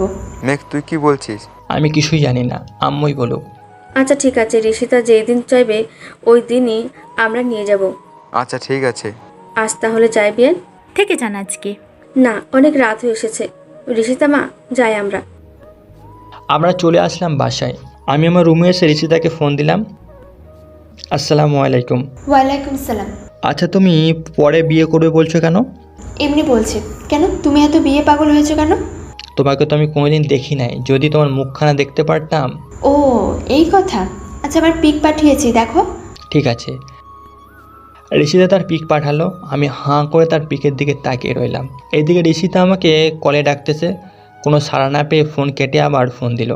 এই ফোন রিসিভ করে বললাম, অপসরির চাইতেও কোনো দিক দিয়ে কম না তুমি। তাই নাকি? হয়েছে, আর পাম দিয়ে ফোলাতে হবে না আমাকে। আর আমি এমনি সুন্দর, তোমাকে বলতে হবে না। ও আচ্ছা, খাইছো? না, তুমি খেয়েছো? না, খাবো একটু পর। আম্মু যে শপিং ব্যাগগুলো তোমাকে দিয়েছিল তা দেখছো? ও শিট, মনেই নেই আমার শাশুড়ি আম্মু আমাকে কি দিয়েছে। ওয়েট, আমি দেখছি। দেখো। আম্মুর চয়েস তো খুব সুন্দর, আর নেকলেসটা খুব সুন্দর হয়েছে। কত নিয়েছে? দুইটা 9 লক্ষ টাকাতে কিনেছে, একটা তোমার জন্য, একটা তিশার জন্য। এই তিশাটাকে? তিশা হচ্ছে আমার চাচাতো বোন, ওর বিয়ে 15 তারিখে। ও আচ্ছা, তুমিও যাবে নাকি? যাব। কেন, তুমি যাবে? আমি গিয়ে কি করব? বাসায় থাকবো। ও আচ্ছা, আম্মু ডাকতেছে, খেয়ে আসি, তারপর ফোন দিব। ওকে, যাও, আমিও খেতে যাই। ঠিক আছে, আর তোমার খাওয়া দাওয়া শেষ হলে একটা মেসেজ দিও। ঠিক আছে। আমি চলে আসলাম নিচে। আব্বু আম্মু খাবার টেবিলে বসে আছে, আমিও গিয়ে বসে পড়লাম আব্বুর পাশে। কিরে মেঘ, অফিস কি যাবি না নাকি? আমি কি সারা জীবন তোকে খাওয়াবো নাকি? আচ্ছা আব্বু, কাল থেকে যাব। আচ্ছা যাও, উত্তরায় যে আমাদের মিলগুলো আছে ওইখানে গিয়ে দেখে আসবি সব ঠিক আছে কিনা। ঠিক আছে আব্বু। আমি খাওয়া দাওয়া করে চলে আসলাম রুমে, এসে ফোন বের করে এফবিতে ঢুকলাম। কিছুক্ষণ পর ঋষিতায় মেসেজ দিল, আমি ফোন দিলাম। ফোন দিয়ে কথা বলতেছি আর ফেসবুক করতেছি। তুমি কি ফেসবুক চালাও? চালাই। কেন? তোমার আইডির নাম কি? রাইটার রাতুল। তোমার আইডির সাথে তো আরো আগে থেকেই অ্যাড আছে। ও আচ্ছা, ভালোই তো হলো। গল্প পড়ো নাকি? অনেক, খুব ভালো লাগে তোমার গল্পগুলো। ও আচ্ছা, ঘুমাবো এখন? একটু পর ঘুমাবো, কালকে পরীক্ষা তো ছাত্রীদের, তাই প্রশ্ন বানাতে হবে। ও আচ্ছা, তাহলে তুমি প্রশ্ন বানাও, আমি ঘুমাই। ঠিক আছে, আর কাল 9টায় চলে আসবা, একটু কাজ আছে বাজারে। ঠিক আছে। এই বলে ফোনটা কেটে দিলাম। ফেসবুকিং করতে করতে কখন যে ঘুমিয়ে গেছি খেয়াল নেই। সকালে আম্মুরটাকে ঘুম ভাঙলো, ঘড়ির দিকে তাকিয়ে দেখি 8টা 5 বাজে। ফ্রেশ হয়ে নাস্তা করে চলে আসলাম ঋষিতাদের বাসার নিচে। ফোন দিতে ঋষিতা নিচে নেমে আসলো। চলো। আমাকে মাদ্রাসায় নামিয়ে দিয়ে এটা 200 পিস ফটোকপি করে আনবা, আর এইটা 150 পিস, আর এটা 220 পিস। আমার মনে থাকবে না, তুমি চলো। সামনে একটা দোকান আছে, ওইখান থেকে ফটোকপি করে নিয়ে যাব। ঠিক আছে, চলো। আমরা চলে আসলাম ফটোশপে, ফটোকপি করে মাদ্রাসায় চলে আসলাম। ঋষিতা নিচে চলে গেল, আমি চলে আসলাম 3 রাস্তার মোড়ে। এসে দেখি ফয়সাল আর সাব্বির বসে আছে। কিরে মামা, কি অবস্থা তোদের? ভালোই, তোর কি অবস্থা? ভালোই। কিরে সাব্বির, তোর নাকি বিয়ে ঠিক হয়েছে? 19 তারিখে আমার বিয়ে, আর বিয়ের কার্ড তো দিয়েই এসেছি, দেখিস নাই? দেখেছি, তাই তো জিজ্ঞেস করলাম। তা ভাবির শালি আছে নাকি? আছে। প্রেম করবি নাকি? না, আমার বউ আছে, ফয়সালের জন্য। মামারে আর বলিস না, একটারে পাড়ায় বাঁচি না, আবার আরেকটাকে কিভাবে সামলাবো? ছেড়ে দে ওকে, না হলে তোর জীবন তেনা তেনা বানিয়ে ফেলবে। আরে মাম্মা, 1 মিনিটের জন্য যদি ফোন বন্ধ থাকে তাহলে আত্মহত্যা করবে, ভয় দেখায় আমাকে। তাহলে বিয়ে করে নে, সমস্যার সমাধান হয়ে যাবে। তাই করতে হবে। আচ্ছা, আমি কথা বলবো নি ফাইমার সাথে। আচ্ছা, কথা বলে দেখ কি বলে। ঠিক আছে, নাম্বারটা দে। এই নে তোল, 017। আচ্ছা, আমি বাসায় গিয়ে ফোন দিব নি। ঠিক আছে। আমি বাসায় চলে আসলাম। বাসায় এসে কলিং বেল দিতেই আম্মু এসে দরজা খুলে দিল। কি রে, এতক্ষণ কোথায় ছিলি? এই তো 3 রাস্তার মোড়ে। কেন, কি হয়েছে? কিছু না, তুই না বলেছিলি অফিসে যাবি? যাব। একটু পর আমি রুমে এসে ফোন দিলাম ফারিয়ার ফোনে। ফোন রিসিভ করতে বললাম, আসসালামু আলাইকুম। ওয়ালাইকুম আসসালাম, কে বলছেন? আমি ফয়সালের বন্ধু বলছিলাম, কিছু কথা ছিল। বলো ভাইয়া। তোমার দুইজনে তো ঝগড়া করো কেন? ফয়সালকে খুব ভালোবাসি আমি, ওকে ছাড়া এক মুহূর্ত থাকতে পারি না। তা ঠিক আছে, ভালোবাসা বলে কি সারাদিনই ওই কথা বলতে হবে? ছেলেটা আজ 2 দিন ধরে খায় না কিছু। কি? ও তো বলছে খাইছে। ফয়সালও তোমাকে খুব ভালোবাসে, সারাদিন কথা বলে, একটুও তোকে ছাড় দাও না খাবারের জন্য। ওয়াশরুমে গেলেও নাকি তোমার সাথে কথা বলতে হয়। আসলে ভাইয়া, এত যখন সন্দেহ করো, বিয়ে করে ফেললেই তো পারো। আমি তো রাজি আছি। ঠিক আছে, কাল আমি ফয়সালের মা বাবাকে তোমাদের বাসায় নিয়ে যাব। আচ্ছা ঠিক আছে, আমি আম্মু আব্বুকে বলবো নি। আচ্ছা এখন রাখি। এই বলে ফোনটা কেটে দিলাম। ফোন কেটে নিচে আসতেই দেখি আম্মু খবর দেখতেছে। আম্মু, আমি অফিসে গেলাম। আচ্ছা যা, ভালোভাবে যাস। আমি চলে আসলাম অফিসে। এসে দেখি অনেকগুলো মেশিন খালি পড়ে আছে। আমি ম্যানেজার রুমে এসে দেখি চেয়ারে বসে আরামে চা খাচ্ছে। এই যে ম্যানেজার। আমার গলার কণ্ঠ শুনে চেয়ার থেকে লাফ দিয়ে উঠে বলল, স্যার আপনি এইখানে? কেন আশা করেননি? আসলে স্যার, আসলে করতে হবে না। অফিসের সব লোক কোথায়? সবাই চলে গেছে কাজ করবে না বলে। কেন চলে গেছে জানতে পারি? আমি নিজেও জানি না। সবাইকে ফোন দিয়ে বলেন আসতে, আমি কথা বলবো। ঠিক আছে স্যার। কিছুক্ষণ পর সবাই চলে আসলো। আমি জিজ্ঞেস করলাম, ভাইয়া ও আপুরা তোমরা কাজ ছেড়ে চলে গেছো কেন? স্যার, আমাদের বেতন কমিয়ে দিয়েছে আর প্রতি মাসে 100 টাকা করে কেটে রাখে ওই ম্যানেজার। ম্যানেজার? এইসব কি শুনতেছি? এই জন্য কি আপনাকে রাখা হয়েছে? Sorry sir. এইসব কতদিন ধরে চলতেছে? স্যার, গত 3 মাস ধরে চলতেছে। বড় স্যার কাজের চাপে এখানে আসতে পারে না, তাই এমন করতেছে এই ম্যানেজার। ম্যানেজার, আপনি 3 মাসের সকল কিছু হিসাব করে 20 মিনিটের মধ্যে যান এখান থেকে। আর আপনারা আপনাদের কাজে বসেন। আজ থেকে আমি অফিসে দেখাশোনা করব। আর এই যে ছেলে, এইদিকে আসো। জি স্যার। তোমার নাম কি আর কোন ক্লাস পর্যন্ত পড়াশোনা করেছো? আমার নাম রাজিম, এইচএসসি পাশ করেছি। ঠিক আছে, আজ থেকে তুমিও কাজ করবে। আর মালপত্র যা আসবে সব কিছু লিস্ট আমাকে দিতে পারবে না? জি স্যার, পারবো। এই নাও আমার কার্ড, যখন যা প্রয়োজন হবে আমাকে ফোন দিবে। আর নাইট শিফটে কে আছে? স্যার, আমার বড় ভাই আছে। ঠিক আছে, তুমি যাওয়ার সময় আমার নাম্বারটা তোমার বড় ভাইকে দিয়ে যাবে আর বলে যাবে কি কি কাজ করতে হবে। ঠিক আছে স্যার। আমি চলে আসলাম ম্যানেজারের রুমে। ম্যানেজার সব কিছু রেডি করেছেন। জি স্যার, এই নেন। আমি সব কাগজপত্র দেখে বললাম, এই সব কি? আগে প্রতি মাসে 40টা গাড়ি আসতো, আর এখন কেন 10টা করে গাড়ি আসে? সরি, জানি না। কিছু বললেই জানেন না। আর টাকা এত কম কেন রশিদের? কি হলো, চুপ করে দাঁড়িয়ে আছেন কেন? আর 3 মাসের শ্রমিকদের কাছ থেকে যত টাকা নিয়েছেন এখনই দিবেন। কতজন শ্রমিক আছে এখানে? 400 জন। জরিমানা সহ আপনি 3,20,000 টাকা দিবেন আজকে। স্যার, আজ পারবো না, কারণ আমার কাছে এত টাকা নেই এখন। আপনার ব্যাংক কার্ড দেন, আর আপনার সাথে ক্যাশ কত টাকা আছে বের করেন। 60,000 টাকার কেস আছে। আর এই নেন ব্যাংকের কার্ড, 3 লক্ষ টাকা আছে ব্যাংকে।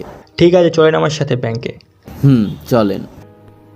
আমি ম্যানেজারকে নিয়ে চলে আসলাম ব্যাংকে। টাকাগুলো নিয়ে ব্যাংক অ্যাকাউন্টটা তার হাতে দিয়ে বললাম, এই নেন আরও 20,000 টাকা, কাল আপনার আর অফিসে আসতে হবে না। এই বলে চলে আসলাম অফিসে। সবাই এইদিকে আসেন, কাল আপনাদের টাকা দেওয়া হবে যত টাকা নেওয়া হয়েছে। আর আপনারা এখন থেকে প্রতিদিন কাজে আসবেন। ঠিক আছে স্যার।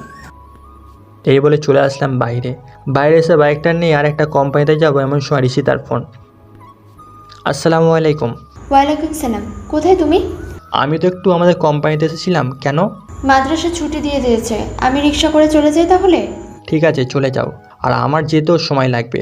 আর বাসায় গিয়ে ফোন দিবা, না হলে টেনশন হবে আমার। ঠিক আছে। এই বলে ফোনটা রেখে দিলাম। ফোন রেখে দিয়ে বাইক চালিয়ে চলে আসলাম আরেকটা কোম্পানিতে। আমি যেতেই ম্যানেজার আমাকে সব কিছু দেখাতে লাগলো। আমি সব কিছু দেখে বললাম, ঠিক আছে, এইভাবে কাজ চললেই হবে। আর কি লাগবে আমাকে জানাবেন। এই নেন আমার কার্ড। ঠিক আছে স্যার। আমি আব্বুকে ফোন দিলাম। আসসালামু আলাইকুম আব্বু। ওয়ালাইকুম সালাম। কিরে হঠাৎ ফোন? আব্বু, ওরাই কি আমাদের 2টাই কোম্পানি নাকি আরও আছে? না, উত্তরায় আমাদের 5টা কোম্পানি আর গাজীপুরে 2টা কোম্পানি। ঠিক আছে আব্বু, এই বলে ফোনটা কেটে দিলাম। ফোন কেটে আরও 3টা অফিসে ঘুরে ঘুরে দেখতে লাগলাম। দেখা শেষ করে আস্তে আস্তে রাত হয়ে গেল। ফোনটা বের করে দেখি রিসিতে অনেকগুলো মিস কল। আমি ফোন ব্যাক করলাম। আসসালামু আলাইকুম। ওয়ালাইকুম সালাম। কোথায় আছো এখন? এই তো রাস্তায়। কেন, কি হয়েছে? আমার জন্য ফুচকা এনে দিয়ে যেতে পারবা? আচ্ছা, আমি ফুচকা নিয়ে তোমার বাসার নিচে গিয়ে ফোন দিব। ঠিক আছে। আমি ফুচকা নিয়ে ঋষিতাদের বাসার নিচে চলে গেলাম। ফোন দিতে ঋষিতা নিচে এসে ফুচকা নিয়ে চলে গেল। আমি বাসায় চলে আসলে আমার বাসায় আসতে আম্মু বলল, মেঘ, আজকে কয় তারিখ? কেন, আজকে 10 তারিখ। এই রে, আজকে তো আম্মুকে দিয়ে আসার কথা ছিল। সরি আম্মু, এই তো মাত্র আসলাম অফিসগুলো থেকে। আচ্ছা ঠিক আছে, কাল আমাকে দিয়ে এসে যা করার করবি। ঠিক আছে আম্মু। আমি উপরে এসে ফ্রেশ হয়ে নিচে খাবার জন্য চলে গেলাম। খাবার খেয়ে টিভি দেখতে লাগলাম। আম্মু আমার পাশে এসে বসতে বসতে বলল, তা অফিস কেমন দেখছিস? আর বইল না আম্মু, ম্যানেজার আমাদের অনেক ক্ষতি করে ফেলেছে। সব কর্মীগুলো চলে গেছিলো, আমি আবার ফোন দিয়ে আনিয়েছি। ও আচ্ছা, তোর আব্বু বাসায় থাকলে তো এই সব হতো না। আচ্ছা আম্মু, আমি ঘুমাতে যাই। 6টায় ডেকে দিবা, তোমাকে দিয়ে এসে আমার অফিসে যেতে হবে। ঠিক আছে, আমি যখন নামাজ পড়তে উঠি তখন ডাক দিব নে। ঠিক আছে। আমি আমার রুমে এসে দেখি ফোনটা বাজতেছে। তাকিয়ে দেখি ফয়সালের ফোন। হ্যালো ফয়সাল। মামা, তুই কি কান পড়া দিয়েছিস যে আজ একবারও ফোন দেয় নাই, শুধু একটু আগে ফোন দিয়েছে? বলছি এমন কিছু, তাই তোকে আর বেশি ফোন দিবে না। আর কাল আন্টি আর আঙ্কেলকে নিয়ে ওদের বাসায় যাবি। ঠিক আছে। আর বিয়ের পাকা কথা বলবি। আচ্ছা ঠিক আছে, এখন রাখি। আমি ফোন রাখতে ঋষিতার ফোন। আসসালামু আলাইকুম। ওয়ালাইকুম সালাম। কার সাথে কথা বলছিলে? ফোন দিচ্ছি, ওয়েটিংয়ে ফোন তোমার। ফয়সাল ফোন দিয়েছিল, তার সাথে কথা বলছিলাম একটু। ও আচ্ছা, 3 দিন মাদ্রাসা বন্ধ আর এই 3 দিন তোমার ছুটি। ঠিক আছে। আর কাল আমি গাজীপুর যাব অফিস দেখতে, তাই তো একটু তাড়াতাড়ি ঘুমাতে হবে। আচ্ছা এখন ঘুমা, কাল আজানের সময় ফোন দেবো না। ঠিক আছে। এই বলে ফোনটা কেটে দিলাম। ফোন কেটে ফেসবুকে ঢুকতে ফেসবুক করতে করতে কখন যে ঘুমিয়ে গেছি খেয়াল নেই। সকালে ফজরের সময় আম্মুর ডাকে ঘুম ভাঙলো। উঠে নামাজ পড়ে ফোনটা হাতে নিতেই দেখে ঋষিতা ফোন দিয়েছে। আসসালামু আলাইকুম, কেমন আছো? ওয়ালাইকুম সালাম। আলহামদুলিল্লাহ ভালো, তুমি কেমন আছো? আলহামদুলিল্লাহ ভালো। নামাজ পড়ছো? তুমি পড়েছো? পড়ছি। আচ্ছা রাখি এখন, পরে ফোন দিব আবার। এ বলে ফোনটা কেটে দিয়ে রেডি হয়ে চলে আসলাম নিচে। এসে দেখি আম্মু রেডি হয়ে গেছে। আম্মু চলো। রুটি বানাইছি, খেয়ে নে তুই। এখন আবার রুটি বানাতে গেলে কেন? আমি 2টা রুটি খেয়ে পানি খেয়ে গাড়িতে চলে আসলাম। আম্মু মেন গেটে তালা দিয়ে গাড়িতে এসে বসলো। আমি ড্রাইভ করতেছি, গাড়ি চলতে তার আপন গতিতে। আম্মু বলল, রাস্তায় দাঁড়া করিস গাড়ি, মিষ্টি কিনবো। ঠিক আছে, আমি মিষ্টির দোকান থেকে মিষ্টি নিয়ে আসতেছি, তুমি বসে থাকো গাড়িতে। ঠিক আছে। আমি মিষ্টি নিয়ে চলে আসলাম গাড়িতে। আরও 15 মিনিট পর ড্রাইভ করার পর চলে আসলাম চাচার বাড়িতে। আম্মুকে বাড়ির ভিতরে দিয়ে যেই চলে যেতে লাগলাম, অমনি তিশা বলল, ভাইয়া চলে যাচ্ছ? রে, গাজীপুর যেতে হবে, অফিসে একটু ঘুরে আসতে হবে। আবার কবে আসবে? বিয়ের আগের দিন আসলে হবে না? তোমার ইচ্ছে। আচ্ছা রাগ করিস না, আমি চলে আসবো। ঠিক আছে ভাইয়া, যাও। আমি ড্রাইভ করে চলে আসলাম গাজীপুর মেন সড়কে। কিছুক্ষণের মধ্যে চলে আসলাম অফিসে। আমি যেতে ম্যানেজার আমাকে তার কেবিনে নিয়ে গেল। আমি চেয়ারে বসতে ম্যানেজার বলল, স্যার আপনি বসেন, আমি আপনার জন্য ঠান্ডা কিছু নিয়ে আসছি। একটা 7 আপ আনলেই হবে, 500 মিলিগ্রাম। ঠিক আছে স্যার। ম্যানেজার আমাকে 7 আপ দিয়ে কাগজপত্রগুলো রেডি করতে লাগলো। আমি কাগজপত্র সবগুলো দেখে অফিসে ঘুরতে লাগলাম। যাক, এই অফিসটা খুব ভালোই চলতেছে। আমি একজন কর্মীকে বললাম, ভাই আপনাদের বেতন কত করে পড়ে? স্যার আমাদের বেতন 15,000 করে পড়ে। ও আচ্ছা, কাজ করো ঠিক মতো। পুরোটা ঘুরে চলে আসলাম আরেকটা কোম্পানিতে। গাজীপুরের সব কিছুই ভালো চলে। সারাদিন থাকার পর রাতে বাসায় ফিরলাম। গোসল করে খাওয়া দাওয়া করে ঋষিতাকে ফোন দিলাম। আসসালামু আলাইকুম। ওয়ালাইকুম সালাম। কেমন আছো? আলহামদুলিল্লাহ ভালো, তুমি কেমন আছো? আলহামদুলিল্লাহ আমিও ভালো আছি। কখন এসেছো গাজীপুর থেকে? এই তো 1 ঘন্টা হবে আইসি। খাইছো? খেয়েছি। তুমি খেয়েছো? আইসি। আচ্ছা ভিডিও কল করি। ঠিক আছে দাও। ঋষিতাকে ফোন দিলাম। কল আসতেই দেখি এখনো পর্দা করে বসে আছে। কেন, কি হয়েছে? একটু মুখটা খুলো দেখি। বিয়ের পর সারাদিন রাত ওইসব দেখতে পারবেন, এখন না দেখলেও চলবে। আচ্ছা ঠিক আছে, খুলতে হবে না। এইভাবে আর অনেকক্ষণ কথা বললাম। কথা বলতে বলতে কখন যে ঘুমিয়ে গেছি খেয়ালই নেই। সকালে ফোনের রিংটোনে ঘুম ভাঙলো। হ্যালো। এখনো ঘুমাচ্ছ? কি করব, আজ কাজ নেই তাই ঘুমাবো। আচ্ছা ঘুমা। ঘুমিয়ে আছি এমন সময় আবার ফোন এলো। হ্যালো, কে? ভাইয়া কি করো? ও তিশা, ঘুমিয়ে আছি। তুই কি করিস? কিছু না, বসে আছি। খাইছো? না, খাই নাই। ও আচ্ছা, তাহলে ঘুমাও। পরের দিন চলে আসলাম তিশাদের বাসায়। গায়ে হলুদ শেষ হলো রাতে। কাল বিয়ে, সারা রাত জেগে আছে ঋষিতার সাথে কথা বললাম। পরের দিন সকালে কিছু কাজ করলাম। চাচা, তিশা কোথায়? তিস্তা তো উপরে রেডি করতেছে মনে হয়। ও আচ্ছা। আমি চলে আসলাম উপরে। উপরে এসে দেখি তিশাকে সাজাচ্ছে। তিশা, আসতে পারি? আই। আমি ভিতরে যে তিশার বান্ধবীরা বললো, বাহ তিশা, তোর ভাইয়া দেখে খুব হ্যান্ডসাম। দেখতে হবে না ভাইয়াটা কার? আচ্ছা তিশা, এই নে, এটা তোর জন্য কিনেছিলাম। আমি যাই তাহলে। আচ্ছা যা। আমি চলে আসলাম বাইরে। কোনো মতে তিশার বিয়েটা হয়ে গেল। আমি আম্মুকে নিয়ে বাসায় চলে আসলাম। বাসায় এসে আব্বু চলে এসেছে। আব্বু, কখন আইসো? এই তো একটু আগে আইছি, ওরা দেখি আজই চলে এসেছে। আব্বু, বিয়ের আওয়াজ আমার ভালো লাগে না, তাই চলে আসি। ও আচ্ছা, ভালো করেছিস। অফিসে গিয়েছিলি? গিয়েছিলাম। 1 নম্বর অফিসের ম্যানেজারকে বের করে দিয়েছি। কেন, কি করেছে? তুমি তো 3 মাস ধরে অফিসে যাও না। ওই ম্যানেজার অফিসে এমন বাজে অবস্থা করেছে বলার মতো না। ভালো করেছিস। এখন থেকে তুই ওই অফিসের দেখাশোনা করবি। আমি এখন অবসর নিব। ঠিক আছে আব্বু, তুমি এখন রেস্ট নাও। আমি আস্তে আস্তে অফিসের সব কিছু বুঝে তারপর তোমাকে আর অফিসে যেতে দিব না। মেঘ, কিছু খাবি? রান্না করতাম নাকি? না আম্মু, আর রান্না করতে হবে না। আমি অনলাইনে অর্ডার করে দিয়েছি। ও আচ্ছা, ভালো করেছিস। কিছুক্ষণের মধ্যে খাবার চলে আসলো। আমরা 3 জন খেয়ে নিলাম। 3 দিন পর সাব্বিরের বিয়ে। সাব্বিরের কথা ভাবতে ভাবতে দেখি সাব্বির ফোন দিয়েছে। মামা, কেমন অবস্থা তোর? আলহামদুলিল্লাহ ভালো। তোর কেমন অবস্থা? আলহামদুলিল্লাহ ভালো। এখন তো কাজ হয়ে গেছে, কি করব বুঝতে পারছি না। কেন, কি হয়েছে বল? আমার বিয়ের দিন মিশন পড়েছে। ও আচ্ছা, তুই কোনো চিন্তা করিস না, আমি আছি তো। অনেক বড় মিশন কিন্তু। আমি থাকতে তুই চিন্তা করিস কেন? তুই নিশ্চিন্তে বিয়ে কর। আমি আর ফয়সাল এদিকটা সামলে নিব। আর স্নাইপারগুলো কোথায় রেখেছিস? মাহবুবকে জিজ্ঞেস করলেই সব কিছু দেখিয়ে দিবে। ঠিক আছে। এই ফোনটা রেখে ফয়সালকে ফোন দিলাম। কিরে ফয়সাল, কোথায় আছিস? এই তো বাসায়। কেন, কি হয়েছে? আমাদের বাসে আসতে পারবি? পারবো। আচ্ছা। কিছুক্ষণ পর ফয়সাল আসলো। সজীবকে ফোন দিলাম। কিরে, কেমন আছিস? ভালো আছি, তুই কেমন আছিস? আমিও ভালো আছি। একটু আমাদের বাসায় আয়। কখন আসতে হবে? এখনই আয়, ভালো হবে। ঠিক আছে, আসতেছি।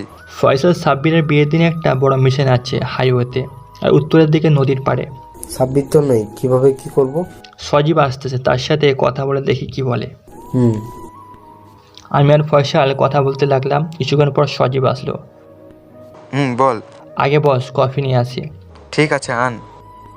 আমি কফি আনলাম 3 জনের জন্য। কফি খেতে খেতে কথা বলতেছি। সজীব, সাব্বিরের বিয়ের দিন অনেক বড় মিশন আছে 2 জায়গায়। কীভাবে কি করবো বুঝতেছি না। হাই, ওইটা পুলিশ ফোর্স থেকে নে, আর নদীর ঘাটে তো লোক থাকবে নে। ঠিক আছে।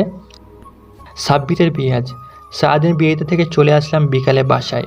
একটু রেস্ট নিয়ে চলে আসলাম আমার আস্তানায়। মাহবুব, সাব্বির স্নাইপার কোথায় রেখেছে জানিস?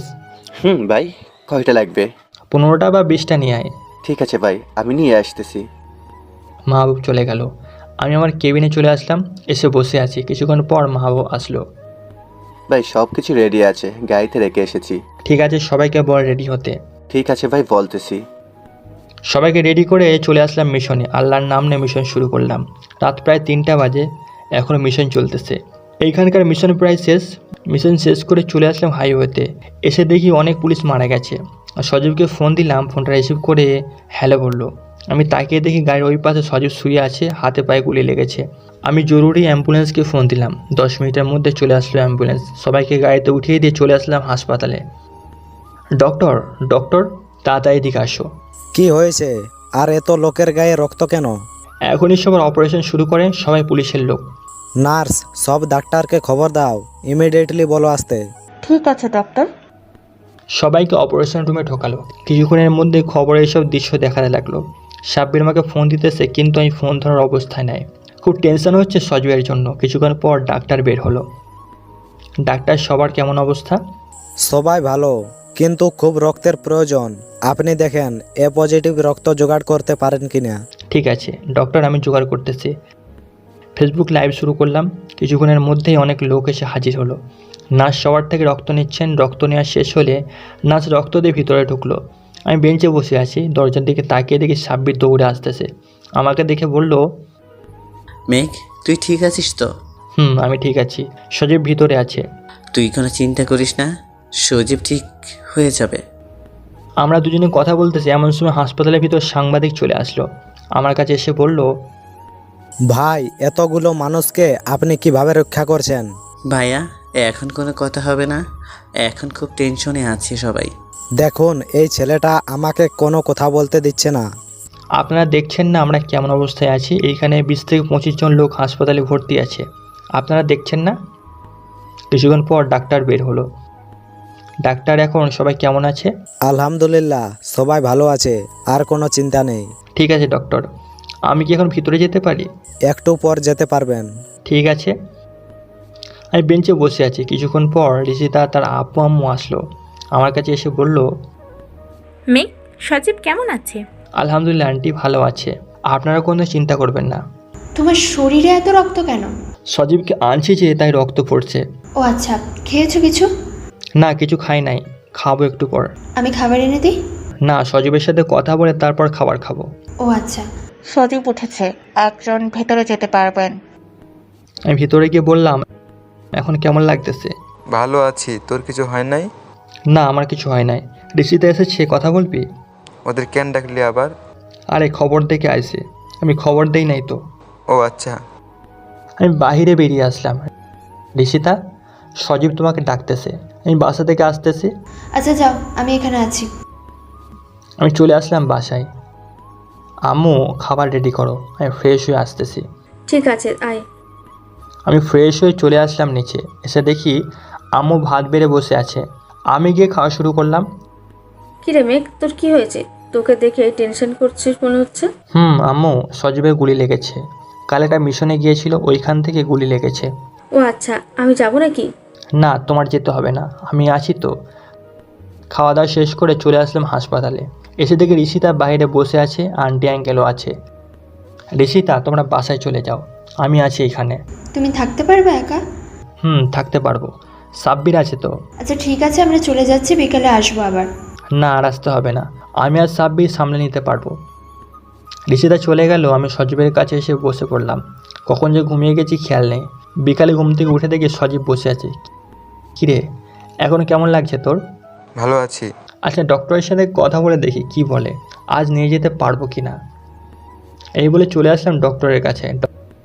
ডক্টর, সজীবকে কি আজ নিয়ে যেতে পারবো? না, আজ আর পারবেন না, কাল নিয়ে যেতে পারবেন। হাতে ব্যান্ডেজ থাকে, 15 দিনের পর নিয়ে আসবেন। ঠিক আছে। দেখতে দেখতে রাতটা কেটে গেল।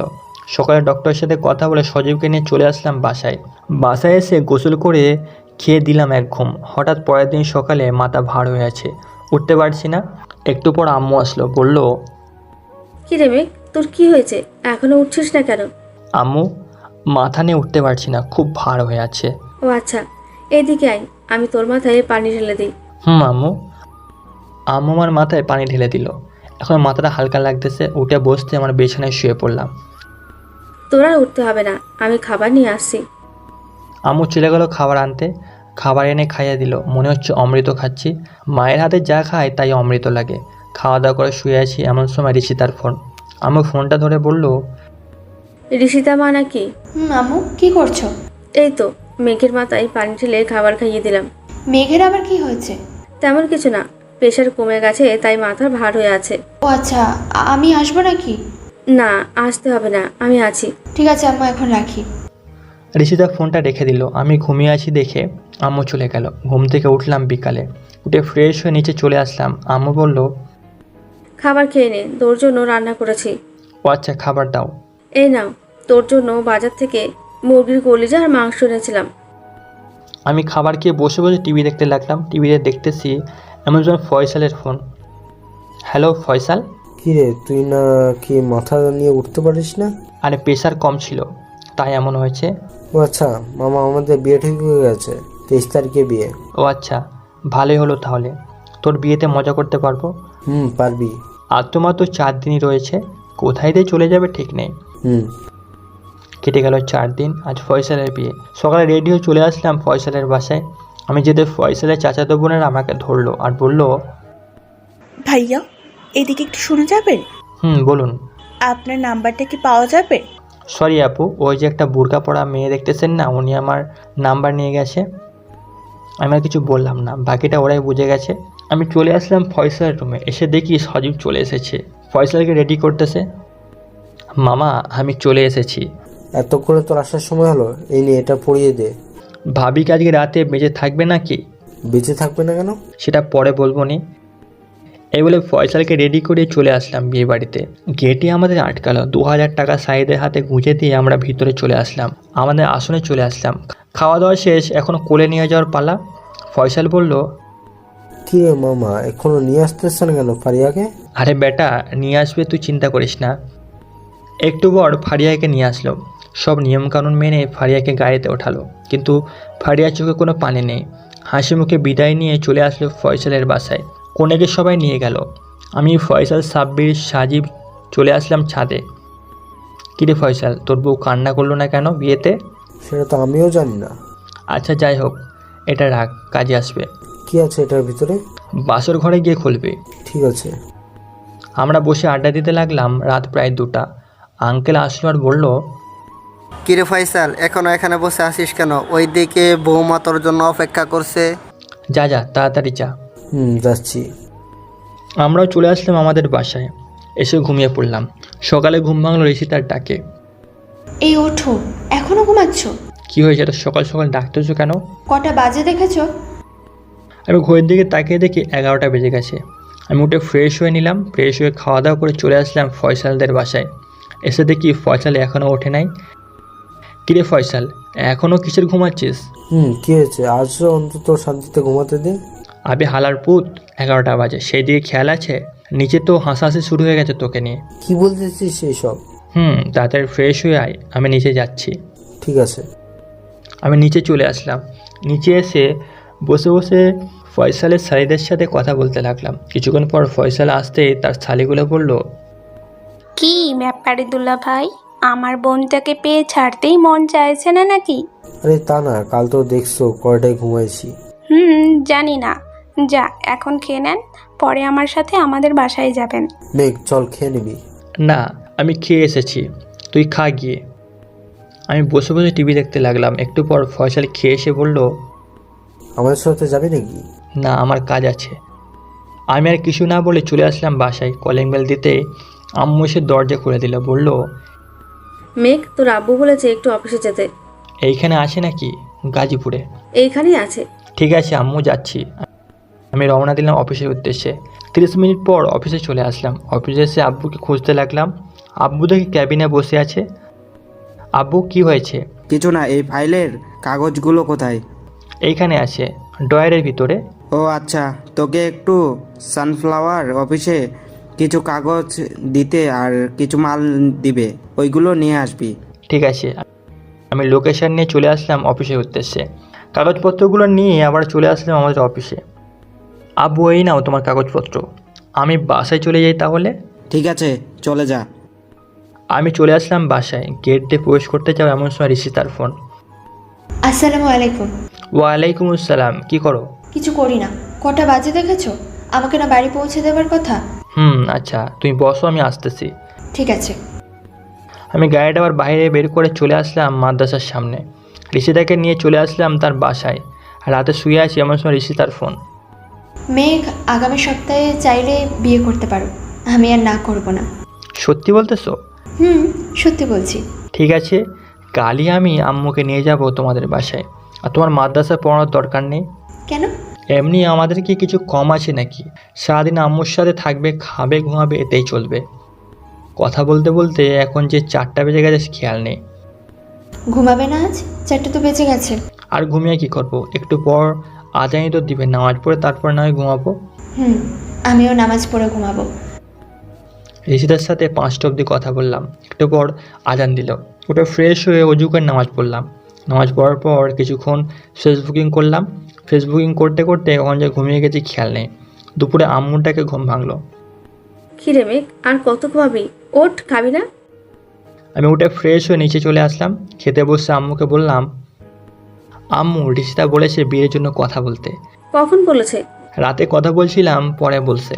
ও আচ্ছা, আমি তাহলে বেআইনকে ফোন দিয়ে কথা বলবো না। ঠিক আছে, আগামী শুক্রবারে বিয়ের ডেট ফাইনাল কইরো। কেন? আরো পরে করলে কি হবে? তোমার বৌমাই বলেছে। ও আচ্ছা, ঠিক আছে, আমি কথা বলছি। আমি খেয়ে দিয়ে চলে আসলাম আমার রুমে এসে দেখি ফোন বাজতেছে। স্ক্রিনে তাকিয়ে দেখি তিশার ফোন। আমি রিসিভ করে বললাম, কিরে কেমন আছিস? বর ঠিকমতো আদর যত্ন করে তো? করে, তোর থেকে দুগুণ ভালো। কি করিস? ভালো হলেই ভালো, এই তোমার তো খেয়ে এসে শুইলাম। ও, তার ঋষিতা ভাবি কেমন আছে? ভালোই, আগামী শুক্রবারে আমাদের বিয়ে হতে পারে, এখনো শিওর হয় নাই। ও আচ্ছা, তোর বিয়েতে 1 সপ্তাহ আগে চলে আসবো কিন্তু। ঠিক আছে আসিস। এই বলে ফোনটা কেটে দিলাম। একটা মানুষ পাইলেই হয়েছে, সারাদিন বক বক করবে তো করবেই। যাই হোক, ঋষিতাকে ফোন দিলাম, রিং হয়ে কেটে গেল। হয়তো কাজ করতেছে, তাই আর ফোন দিলাম না। ফেসবুকে ঢুকে নিউজ ফিডে ঘোরাঘুরি করতেছি, কে কী পোস্টগুলো তার দেখতেছি। কিছুক্ষণ পর ঋষিতার ফোন রিসিভ করতেই বলল, আসসালামু আলাইকুম, কেমন আছো? ওয়ালাইকুম আসসালাম, আলহামদুলিল্লাহ ভালো আছি, তুমি কেমন আছো? আলহামদুলিল্লাহ ভালো আছি। তুমি ফোন দিয়েছো দেখতে পাইনি, রান্না করে এলাম মাত্র। ও আচ্ছা, খাইছো কিছু? তুমি খেয়েছো? আম্মু কি কথা বলছিল তোমার আম্মুর সাথে? বলেছে আগামী শুক্রবারে আমাদের বিয়ে ঠিক করেছে। ভালোই হয়েছে, বিয়ের আগে তো তোমার হাতটাও ভালো করে ধরতে পারি নাই। শপিং করতে যাব না বিয়ের? আজকে সবাই যাব, আম্মুও তো বলেছে আসবে। ও আচ্ছা, কখন যাবে বলছে? সন্ধ্যায় যাব সবাই। ও আচ্ছা, এখন ফোনটা রাখি। এই বলে ফোনটা রেখে চলে আসলাম বাইরে। সজীব, সাব্বির আর ফয়সালকে ফোন দিলাম। কিরে তোরা কোথায়? এই তো চায়ের দোকানে। কেন? আসতেছি আমিও। আমি গিয়ে দেখি সবাই আড্ডা দিতেছে। কিরে সজীব, তোর হাতের অবস্থা কেমন এখন? ভালোই, দাগগুলো রয়ে যাবে। ও, ডাক্তারকে বলেছিস দাগের কথা? বলছে আর কয়েকদিন পর একটা মলম দেবে, দাগ সব মুছে যাবে মলমটা লাগালে। ও আচ্ছা, আগামী শুক্রবারে আমার বিয়ে। মামা যাক, তোর বিয়েটাও হয়ে গেল, এখন বাকি রইল সজীবের। আমি তো আগেই বিয়ে করে ফেলছি। সজীব যে বিয়ে করেছে এটা আমি আর সজীবের পরিবার ছাড়া অন্য কেউ জানে না। সবাই অবাক হয়ে বলল, তুই কবে বিয়ে করছিস? করছি আরও 1 বছর আগে। আচ্ছা যাই রে, সন্ধ্যা হয়ে আসতেছে, আবার মার্কেটে যেতে হবে। আচ্ছা যা, হেল্প লাগলে বলিস, করবো না। ঠিক আছে। আমি বাসায় চলে আসলাম। বাসায় এসে ফ্রেশ হয়ে আম্মুকে নিয়ে চলে আসলাম ঋষিতাদের বাসায়। সবাইকে একসাথে নিয়ে বসুন্ধরা শপিং মলে চলে আসলাম। ঋষিতার জন্য দামি একটা বোরকা কিনলাম, কারণ ঋষিতার শাড়ি পরে বিয়ে করবে না। যাই হোক, সবার সব কিছু কেনাকাটা হয়ে গেছে, সবাইকে বাসায় নামিয়ে দিয়ে চলে আসলাম শপিং মলে। আমার জন্য ভালো একটা পাঞ্জাবি আর ঋষিতার জন্য আরও কয়েকটা হিজাব কিনে নিলাম। বাসায় আসতে আসতে রাত 11টা বেজে গেল। কলিং বেল দিতেই আম্মু এসে দরজা খুলে দিল। কিরে, কোথায় গিয়েছিলি? আমার জন্য শপিং করতে গিয়েছিলাম, আর কয়েকটা হিজাব এনেছে ঋষিতার জন্য। ও তো আবার বুরকা ছাড়া থাকবে না, সারাদিন বুরকা পরে থাকে। ভালো করেছিস, আর আমাদের বাসায় তো আর কেউ নেই, তুই, তোর আব্বু আর আমি। তুমি একটু বুঝাইও। ঠিক আছে, বোঝাবো না। দেখতে দেখতে বিয়ের দিন চলে এলো। সারা বাড়িতে মেহমান, চিল্লাচিল্লি আমার ভালো লাগে না বেশি, তাই ঘরে বসে রইলাম। একটু পর ফয়সাল আর সাব্বির এলো। কি রে, রেডি হোস নাই? তোরা আমাকে রেডি করবি, আমি কেন রেডি হব? এইদিকে আয় তাড়াতাড়ি, রেডি হয়ে নে। খিদার জ্বালায় পেটে ইঁদুর দৌড়াচ্ছে। কয়দিন ধরে খাস না? 2 দিন ধরে খাই না, তোর বিয়েতে খাবো বলে। ভালো করেছিস। আমরা রেডি হয়ে কমিউনিটি সেন্টারে চলে আসলাম। এসে দেখি সবাই বসে আছে। আমরা যেতেই আমাদের খাবার দেওয়া হলো। সালাডা মনে হয় আজ 14 বছর ধরে খায় না, এমনভাবে খাচ্ছে। আমি ভিডিও ম্যানকে ইশারা করে বললাম তাদের একটা ভিডিও করতে। এটা হয়তো ফয়সাল আর সাব্বির দেখে না। প্রায় 5 মিনিট ভিডিও করার পর আমি ক্যামেরাম্যানকে ডেকে বললাম, এই ভিডিওটা আমার হাতে দিবেন, আর বাকিগুলো সব আম্মুর হাতে। ঠিক আছে।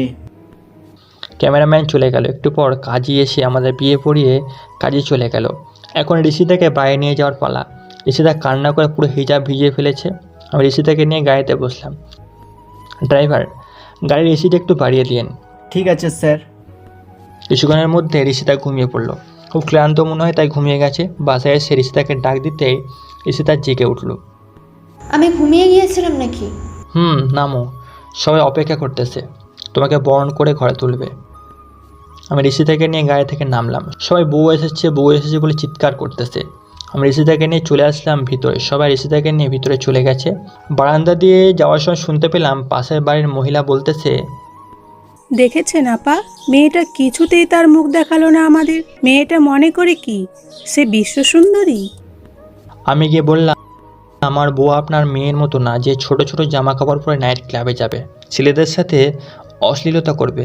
অন্যের বউকে এসব না বলে আগে নিজের মেয়েকে পর্দার ভিতরে আনেন, তারপর আমার বউকে বললেন যা বলার। এসব কথা বলে চলে আসলাম ছাদে। ছাদে এসে দেখি সাব্বির আর ফয়সাল দাঁড়িয়ে দাঁড়িয়ে তাদের বউয়ের কথা বলতেছে। আমি যেতে ওরা চলে গেল। ফয়সাল বলল, মা আজ বাসরাত, এই নাও তোমার জিনিস। আমার এসব লাগবে না, এটা তুই ব্যবহার কর গিয়ে। আমরা এসব বিষয়ে কথা বলছিলাম, এমন সময় আব্বু এসে বলল, কিরে কয়টা বাজে আর এখনো তুই এখানে কি করিস বৌমা একা ঘরে? এই তো আব্বু কথা বলছিলাম ফয়সাল আর সাব্বিরের সাথে। আর কথা বলতে হবে না, যা এখন। ঠিক আছে আব্বু, যাচ্ছি। আমি চলে আসলাম বাসর ঘরের সামনে। এসে দেখি আমার দুই শালি আর টিসা দাঁড়িয়ে আছে। কি রে, তোরা এখানে কি করিস?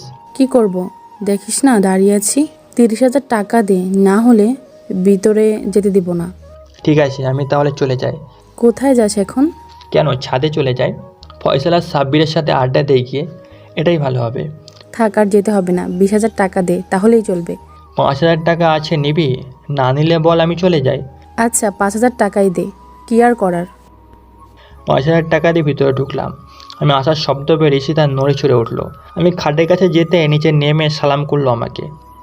তোমার অজু করা আছে? চল 2 রাকাত নফল নামাজ পড়ে আসি। দুজন নামাজ পড়ে চলে এলাম খাটে।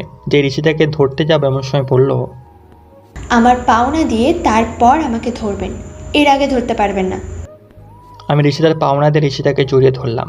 ঋষিতা আমাকে ছেড়ে দিয়ে বলল, এই নেন, এই দুধটা খেয়ে নিন। আমি অর্ধেকটা খেয়ে ঋষিতাকে বাকিটা দিয়ে দিলাম। ঘুমিয়ে পড়ো, তুমি খুব ক্লান্ত। কেন আদর করবেন আমাকে? আমি ঋষিতার মুখে এই কথা শুনে পুরো শিহরিত, কারণ এই প্রথম ঋষিতার মুখ থেকে এই কথা শুনলাম। ঋষিতা বলল, আজ তুমি আমার কাছে যা চাইবে তাই পাবে। তোমার বোরকা খুলে ফেলো, এইখানে কেউ নেই। ঠিক আছে। ঋষিতা তার বোরকা খুলতেই আমি ঋষিতার ঠোঁট জোর আমার দখলে করে ফেললাম। কতক্ষণ ছিলাম এইভাবে মনে নেই। 30 মিনিট পর ঋষিতার ঠোঁট জোড়া ছেড়ে দিলাম। দুজনই হাঁপাচ্ছে। ঋষিতা বলল, এইভাবে কেউ কিস করে? যদি মরে যেতাম। চুপ, এইসব কথা কখনো বলবো না। আমি আবার ঋষিতার ঠোঁট জোড়া আমার দখলে করে ফেললাম। ঠোঁট ছেড়ে দিয়ে আস্তে আস্তে ঋষিতার পেটের দিকে হাত নামাতে লাগলাম। চিকন মেয়ে, সারা শরীরে শুধু হাড্ডি আর হাড্ডি। আর কিছু না ভেবে ঋষিতার উপর ঝাঁপিয়ে পড়লাম। বাকিটা ইতিহাস হয়ে যাক। পাঠক পাঠিকাদের উদ্দেশ্য করে বলতেছি গল্পটি কেমন হয়েছে। সুন্দর সুন্দর কমেন্ট করে জানাবেন। গল্পটি যদি ভালো লেগে থাকে চ্যানেলটি সাবস্ক্রাইব করে পাশে থাকুন। ধন্যবাদ।